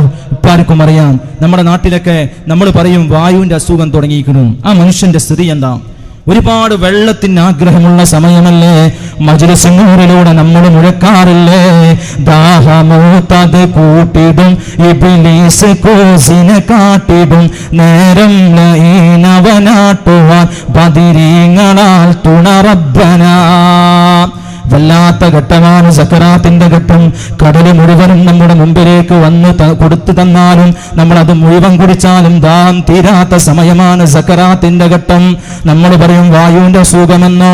അവിടെ ആ ഉമ്മാന്റെ മരണത്തോട് മല്ലടിക്കുന്ന ഉമ്മാന്റെ മക്കള്, ആ ഉമ്മാക്ക് വെള്ളം കൊടുക്കുമ്പം വെള്ളം പുറത്തേക്ക് വരുന്നു, ഉമ്മാക്ക് ഇറക്കാൻ കഴിയുന്നില്ല. അതൊന്ന് തന്റെ വയറ്റിലേക്ക് കൊണ്ടുപോകാൻ ഉമ്മാക്ക് സാധിക്കുന്നില്ല. അവസാനം മക്കളതാ ഒരു ചെറിയ ശീലക്കഷ്ണത്തിൽ സംസം വെള്ളം മുക്കിയിട്ട് ഉമ്മാന്റെ ചുണ്ടത്തിങ്ങനെ പുരട്ടുകയാണ്. സക്കറാത്തിന്റെ ഘട്ടം. ആ സമയത്തതാ ഉമ്മാന്റെ 2 കണ്ണും മുകളിലേക്ക് അങ്ങ് പോവുകയാ. ഏതാണ് ആ രംഗമെന്നറിയോ? ഖാബിലുൽ അർവാഹ് മലക്ക് അസ്റായീൽ അലൈഹിസ്സലാത്തു വസ്സലാം വരുന്ന രൂപം ഉമ്മ കാണുകയാണ്. നല്ല മനുഷ്യനാണോ? നല്ല രൂപത്തിലാണ് ആ മലക്ക് വരിക. നല്ല മനുഷ്യനല്ല, തമ്മാടിയായ മനുഷ്യനാണോ? എന്നാൽ അവന്റെ അരികിലേക്ക് വിരൂപിയായ മനുഷ്യന്റെ രൂപത്തിൽ വരും. എന്നിട്ട് അവനോട് അവന്റെ റൂനങ്ങ് പിടിക്കാൻ നിൽക്കുമ്പോ അല്ലാഹുവോട് അവൻ വിളിച്ചു പറയുന്നൊരു വാക്കുണ്ട് സഹോദരന്മാരെ. അതുവരെ സൽക്കർമ്മങ്ങൾ ചെയ്യാത്ത മനുഷ്യനാ, ഒരു പരിപാടിക്കും ഒരു സംഭാവനയും കൊടുക്കാത്ത മനുഷ്യനാ. അന്നവിടെ വിളിച്ചു പറയും അവൻ, റബ്ബി ലൗലാ അഖർതനി ഇലാ അജലിൻ ഖരീബ് ഫഅസ്സദ്ദക വഅകുൻ മിനസ് സ്വാലിഹീൻ. സക്കറാത്തിന്റെ ഘട്ടം, റൂഹ് തൊണ്ടക്കുഴിയിലെത്തുന്ന സമയമാ. ആ സമയത്ത് അവൻ പറയും, പടച്ച റബ്ബേ, നീ എന്നെ കുറച്ച് സമയത്തേക്ക് പിന്തിക്കുകയാണെങ്കിൽ ഞാൻ സ്വാലിഹീങ്ങളിൽ പെട്ടുകൊള്ളാം, ഞാൻ സൽക്കർമ്മങ്ങൾ ചെയ്തു കൊള്ളാം, ഞാൻ എന്റെ സമ്പത്ത് മുഴുവനും സ്വതക്ക ചെയ്തു കൊള്ളാം എന്നൊക്കെ അല്ലാഹുവോട് അവനിങ്ങനെ പറയുമ്പോ അത് മക്കൾക്ക് കേൾക്കുന്നില്ല, ഭാര്യക്ക് കേൾക്കുന്നില്ല, ഭർത്താവിന് കേൾക്കാൻ സാധിക്കുന്നില്ല. ആ സമയത്ത് റബ്ബ് അവനോട് പറയുകയാ, വലൻ യുഅഖിറല്ലാഹു നഫ്സൻ ഇദാ ജാഅ അജലുഹാ വല്ലാഹു ഖബീറുൻ ബിമാ തഅമലൂൻ. അല്ലയോ മനുഷ്യ, അവധിയെത്തിയ മനുഷ്യന് ഒരു സെക്കൻഡ് പോലും പിന്തിക്കുന്ന പ്രശ്നമില്ല. അതാണ് സഹോദരന്മാരെ മരണം. മരിക്കുന്നതിന്റെ മുമ്പ് എന്തെങ്കിലുമൊക്കെ ചെയ്യാൻ സാധിക്കുമെങ്കിൽ സൽക്കർമ്മങ്ങൾ ഉണ്ടാക്കുക. വിശുദ്ധമായ റമളാനല്ലേ? വിശുദ്ധമായ റമളാൻ വന്നിട്ട് വിശുദ്ധമായ പരിശുദ്ധമായ ഖുർആൻ ഓതുന്നതിന്റെ മഹത്വം അഭിവന്യരായ തങ്ങളവറുകൾ പ്രസംഗത്തിൽ സൂചിപ്പിച്ചില്ലേ സഹോദരന്മാരെ? ഖുർആൻ ഇറങ്ങിയ മാസത്തിൽ ഒരു ഖതമെങ്കിലും ഖുർആൻ തീർക്കാൻ കഴിഞ്ഞാൽ അത് നമുക്ക് വല്ലാത്ത തൗഫീഖാണ്. അതിന് പോലും സാധിക്കാത്തവരെ അത് വല്ലാത്ത ഘട്ടമാണ്. ഖുർആനിന്റെ മാസം വന്നപ്പോ നാളെ ഖുർആൻ നമുക്ക് ശുപാർശ ചെയ്യുന്ന സമയം വരുമ്പോ, റബ്ബേ, വിശുദ്ധമായ റമളാനിന്റെ പകലിൽ, അല്ലാഹുവേ, റമളാനിന്റെ ദിനരാത്രങ്ങളിൽ അവനെന്നെ പാരായണം ചെയ്ത മനുഷ്യനാ, അതുകൊണ്ട് അവന് പൊറുക്കണേ അല്ലാ, അവന് നീ സ്വർഗത്തിലെത്തിക്കണേ അല്ലാ എന്ന് നാളെ ഖുർആൻ നമുക്ക് വേണ്ടി ശുപാർശ പറയണമെങ്കിൽ ഖുർആനിന്റെ ആളുകളാവണേ നമ്മൾ.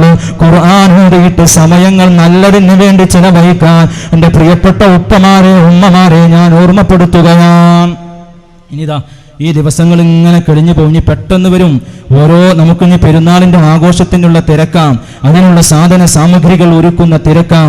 അതൊക്കെ നടക്കുമ്പോഴും മാന്യ മുഅ്മിനുകളെ ഇബാദത്തിന് തടസ്സം വരരുത്, ഇബാദത്തിന് തടസ്സം വരരുത്. പ്രത്യേകിച്ച് എൻ്റെ പ്രിയപ്പെട്ട സഹോദരന്മാരോട് ചെറിയ സുന്നത്ത് കൂടെ ഞാൻ പറയാം.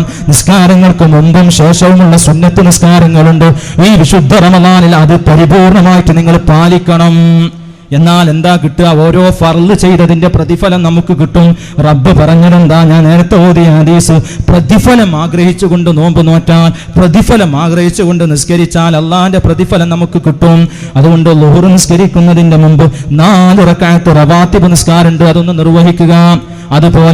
അതുപോലെ തന്നെ ളുഹറിന്റെ ശേഷം 4 റക്അത്ത്, അസറിന്റെ മുമ്പ് 4 റക്അത്ത്, ഇശാഇന്റെ മഗ്രിബിന്റെ മുമ്പ് 2 ശേഷം 2, ഇശാഇന്റെ മുമ്പ് 2 ശേഷം 2, സുബഹിയുടെ മുമ്പ് 2. ഇതാണ് റവാത്തിബ് സുന്നത്ത് നിസ്കാരങ്ങൾ. ഒന്നായിട്ട് എല്ലാ റക്അത്തുകളുടെ എണ്ണം 22 റക്അത്ത്. ഇത് സാധിക്കൂലെന്ന് കരുതുക. മുഅക്കദായ സുന്നത്തെങ്കിലും നിർവഹിക്കുക. ഏതാ മുഅക്കദായ സുന്നത്തൊന്ന് ശരിക്ക് കേൾക്കൂ. ളുഹറിന്റെ മുമ്പ് 2 ശേഷം 2. നിയ്യത്ത് വെക്കേണ്ടത് ളുഹറിന്റെ മുമ്പുള്ള റവാത്തിബ് സുന്നത്ത് നിസ്കാരം 2 റക്അത്ത് അല്ലാഹു തആലക്ക് വേണ്ടി ഞാൻ നിസ്കരിക്കുന്നു. അസറിന് റവാത്തിബ് സുന്നത്ത് നിസ്കാരം മുഅക്കദായ സുന്നത്തില്ല. പിന്നെ മഗ്രിബിന്റെ ശേഷം 2, പിന്നെ ഇശാഇന്റെ ശേഷം 2, പിന്നെ സുബഹിയുടെ മുമ്പ് 2. ഇങ്ങനെ 4, 6, 8, 10 റക്അത്ത്. 10 റക്അത്ത് ളുഹറിന്റെ മുമ്പ് 2 ശേഷം 2, മഗ്രിബിന്റെ ശേഷം 2, ഇശാഇന്റെ ശേഷം 2, സുബഹിയുടെ മുമ്പ് 2. ഇതാണ് മുഅക്കദായ റവാത്തിബ് സുന്നത്ത്. ഇതെങ്കിലും എൻ്റെ പ്രിയപ്പെട്ടവരെ, ജോലി തിരക്കും മറ്റുള്ള ബുദ്ധിമുട്ടുമൊക്കെ ഉള്ളവർ ഇതെങ്കിലും നിർവഹിക്കാൻ നമ്മളൊക്കെ ശ്രമിക്കണം. അതുപോലെ ഉറങ്ങാൻ നേരത്ത് നമ്മൾ വെറുതെ ഇപ്പോൾ എല്ലാവരുടെ കയ്യിലും വിലപിടിപ്പുള്ള മൊബൈലാണ്, അതിലിങ്ങനെ നെറ്റ് കണ്ട് അതിങ്ങനെ ആസ്വദിച്ച് കിടക്കുക. അതല്ല നിബിതങ്ങൾ പറഞ്ഞ കിടത്തം. എൻ്റെ പ്രിയപ്പെട്ട മുഅ്മിനുകളെ, പരിപൂർണമായ ഒരു ഉളൂഓട് കൂടെ നമ്മുടെ ബെഡിലേക്ക് വരിക. ആ ബെഡ്ഷീറ്റ് ഒന്ന് കുടയുക, അതൊരു സുന്നത്താണ്. ഉളൂ എടുത്ത കൂലി നമുക്ക് കിട്ടി, ബെഡ്ഷീറ്റ് കുടഞ്ഞതിൻ്റെ കൂലി നമുക്ക് കിട്ടി. ഇത് റമളാൻ ആവുമ്പോൾ ഫർള് ചെയ്ത കൂലി. ഇങ്ങനെയാണ് നമ്മൾ സമ്പത്തുണ്ടാക്കേണ്ടത്. ഓഫറുകളുടെ മാസമല്ലേ, ആ ഒരു ചിന്ത നമുക്കുണ്ടാവണം. എന്നിട്ട് ആ ബെഡിലൊന്ന് ഇരിക്കട്ടെ കിടക്കുന്നതിന്റെ മുമ്പ്. എന്നിട്ട് അവൻ പാരായണം ചെയ്യട്ടെ പരിശുദ്ധമായ ഖുർആനിലെ സൂറത്തുൽ ഫാത്തിഹ 1 വട്ടം, സൂറത്തുൽ ഇഖ്ലാസ് ഖുൽ ഹുവല്ലാഹു അഹദ് എന്ന സൂറത്ത് 3 വട്ടം, ഖുൽ അഊദു ബിറബ്ബിൽ ഫലഖ് 1 വട്ടം, ഖുൽ അഊദു ബിറബ്ബിൻ നാസ് 1 വട്ടം, പിന്നെ ആയത്തുൽ കുർസി 1 വട്ടം. നിസ്കാരത്തിന് ശേഷം നമ്മൾ ചൊല്ലുന്ന ആയത്തുൽ കുർസിയില്ലേ, അല്ലാഹു ലാ ഇലാഹ ഇല്ലാ ഹുവൽ ഹയ്യുൽ ഖയ്യൂം എന്ന് തുടങ്ങുന്ന ആയത്തുൽ കുർസി, അത് 1 വട്ടം. സുബ്ഹാനല്ലാഹ് 33 വട്ടം, അൽഹംദുലില്ലാഹ് 33 വട്ടം, അല്ലാഹു അക്ബർ 33 വട്ടം. ഇത് ചൊല്ലിയതിന് ശേഷം ലാ ഇലാഹ ഇല്ലല്ലാഹു വഹ്ദഹു ലാ ശരീക ലഹുൽ മുൽക്കു വലഹുൽ ഹംദു യുഹ്യീ വയുമീതു വഹുവ അലാ കുല്ലി ഷൈഇൻ ഖദീർ 1 വട്ടം. എന്നിട്ടോ ഒരു 10 സലാത്ത് നബി തങ്ങളുടെ പേരിൽ 10 സലാത്തെങ്കിലും നമുക്ക് ചൊല്ലിക്കൂടെ? കൂടുതലൊന്നും പറയുന്നില്ല. അതും കഴിഞ്ഞതിന് ശേഷം നമ്മളൊന്ന് 2 കൈയും ഉയർത്തിപ്പിടിച്ച കയ്യിലേക്കൊന്ന് ഊതുക എന്ന് പറഞ്ഞു ഊതിയിട്ട് ശരീരത്തിൽ അവന്റെ കൈ എത്തുന്ന ഏതെല്ലാം ഭാഗങ്ങളുണ്ടോ അവിടെ മുഴുവനും അവന്റെ കൈ കൊണ്ടൊന്ന് തടവട്ടെ. ആ തടവലും കൂടെ കഴിഞ്ഞാൽ പിന്നെ പ്രിയപ്പെട്ടവരെ, നമ്മൾ നമ്മുടെ ബെഡിലേക്ക് അങ്ങ് വെക്കുമ്പോ, തലയിണയിലേക്ക് തലയങ്ങ് വെക്കുമ്പോ അവൻ പറയട്ടെ, ബിസ്മിക റബ്ബി വലഅതു ജംബി വബിക അർഫഉഹു ഇൻ അംസക്ത നഫ്സി ഫർഹംഹാ വഇൻ അർസൽതഹാ ഫഹ്ഫൽഹാ ബിമാ തഹ്ഫലു ബിഹി ഇബാദക സ്വാലിഹീൻ.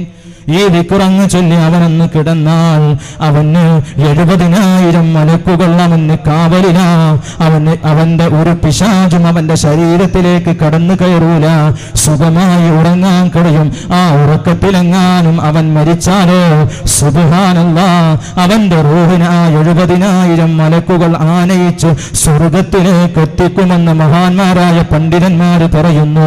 അതുകൊണ്ട് മാന്യ മുഅ്മിനുകളെ, ആ ഒരു അർത്ഥത്തിലുള്ള ജീവിതം മാസം പരിശുദ്ധമായ റമളാനല്ലേ, അള്ളാന്റെ പ്രതിഫലം ആഗ്രഹിച്ചുകൊണ്ട് അങ്ങനെ ചെറിയ ചെറിയ സുന്നത്തുകളും നല്ല വിലപ്പെട്ട ഇബാദത്താണെന്ന് മനസ്സിലാക്കി അവസാനം അതൊക്കെ എണ്ണപ്പെടുന്ന ഒരു ദിവസമുണ്ടാകുമെന്ന് മനസ്സിലാക്കി ആത്മാർത്ഥമായി അള്ളാഹുവിനെ ഓർത്തുകൊണ്ട് ഈ വിശുദ്ധമായ റമളാനിൽ ഇനിയുള്ള ദിവസങ്ങളെങ്കിലും ഇബാദത്ത് കൊണ്ട് മുഖരിതമാവാൻ ഞാൻ എൻ്റെ പ്രിയപ്പെട്ട സഹോദരന്മാരോടും സഹോദരികളോടും എന്നോടും വസിയ്യത്തായി ഓർമ്മപ്പെടുത്തിക്കൊണ്ട് ഇൻഷാ അല്ലാഹ് അവസാനിപ്പിക്കുകയാണ്. എന്താ പറയാനുള്ളത്?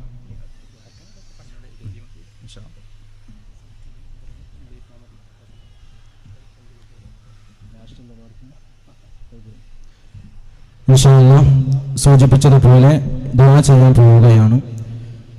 അതുകൊണ്ട് ദുആഇന്റെ മുമ്പിൽ ഞാനിവിടെ സൂചിപ്പിച്ചപ്പോൾ നിങ്ങൾക്ക് മനസ്സിലായിട്ടുണ്ടാകും സ്വതക്കയുടെ പ്രാധാന്യവും അതിൻ്റെ മഹത്വവുമൊക്കെ. ആ ഒരു നല്ല ഉദ്ദേശം മനസ്സിൽ കരുതി ആത്മാർത്ഥമായി സഹോദരന്മാരൊക്കെ നല്ലൊരു സംഖ്യ, നിങ്ങൾക്ക് അതുകൊണ്ട് ഒരു നഷ്ടവും വരില്ല. അൽഹംദുലില്ലാഹ്, ഇതൊരു ഇൽമിൻ്റെ മജ്ലിസാണ്. എത്ര ദിവസമായി സഹോദരന്മാരെ ഇവിടെ നമ്മുടെ സഹപ്രവർത്തകന്മാർ ഇങ്ങനെ ഒരുക്കിയതും ഇതിനു വേണ്ടി കഷ്ടപ്പെട്ടവർ, ഇതിനു വേണ്ടി പ്രയാസപ്പെട്ടവർ, സാമ്പത്തികമായും അതുപോലെ തന്നെ ശാരീരികമായും ഇതിനു വേണ്ടി സഹായിച്ച ധാരാളം ആളുകളുണ്ട്. ഇൻഷാ അല്ലാഹ് എൻ്റെ പ്രിയപ്പെട്ടവർ, ഇത് റൗളത്തും മിൻ റിയാലിൽ ജന്ന, സ്വർഗ്ഗത്തോപ്പിൽ നിന്നൊരു തോപ്പാണ് ഇൽമ പറയുന്ന മജ്ലിസ്. ഏതുപോലെ മദീനത്തെ മസ്ജിദുൽ മുനവ്വറയും മസ്ജിദുൻ നബവിയിൽ ഇതുപോലൊരു സ്ഥലമുണ്ട്. ഏതാണ് ആ സ്ഥലം? അല്ലാഹുവിൻ്റെ ഹബീബ് പറഞ്ഞു, മാ ബൈന ഖബരി വ മിംബരി റൗളത്തും മിൻ റിയാലിൽ ജന്ന. അവിടെ ഒന്ന് 2 റക്അത്ത് നിസ്കരിക്കാൻ വേണ്ടി എത്ര തിക്കും തിരക്കുമാണ് സഹോദരന്മാരെ. ഉംറക്കും ഹജ്ജിനുമൊക്കെ പോയവർക്കറിയാം, ഓരോ സെക്ഷനായി നിർത്തിയിട്ട് ആളുകളെ കടത്തിവിടുക. ഇവിടെയോ അതേ സ്ഥാനം അള്ളാഹു നൽകി ഇൽമിന്റെ മജ്ലിസിന്, റൗളത്തും മിൻ റിയാലിൽ ജന്ന. അള്ളാഹു ആ രൂപത്തിൽ ഇതിനെ കബൂൽ ചെയ്യുമാറാകട്ടെ. അതുകൊണ്ട് നല്ലൊരു ഉദ്ദേശം മനസ്സിൽ കരുതി എല്ലാവരും എൻ്റെ കയ്യിൽ എന്തെങ്കിലും കൊടുന്നു തരിക. ഇൻഷാ അല്ലാഹ് നമുക്ക് ദുആ ചെയ്യാം. തങ്ങളുസ്താദ്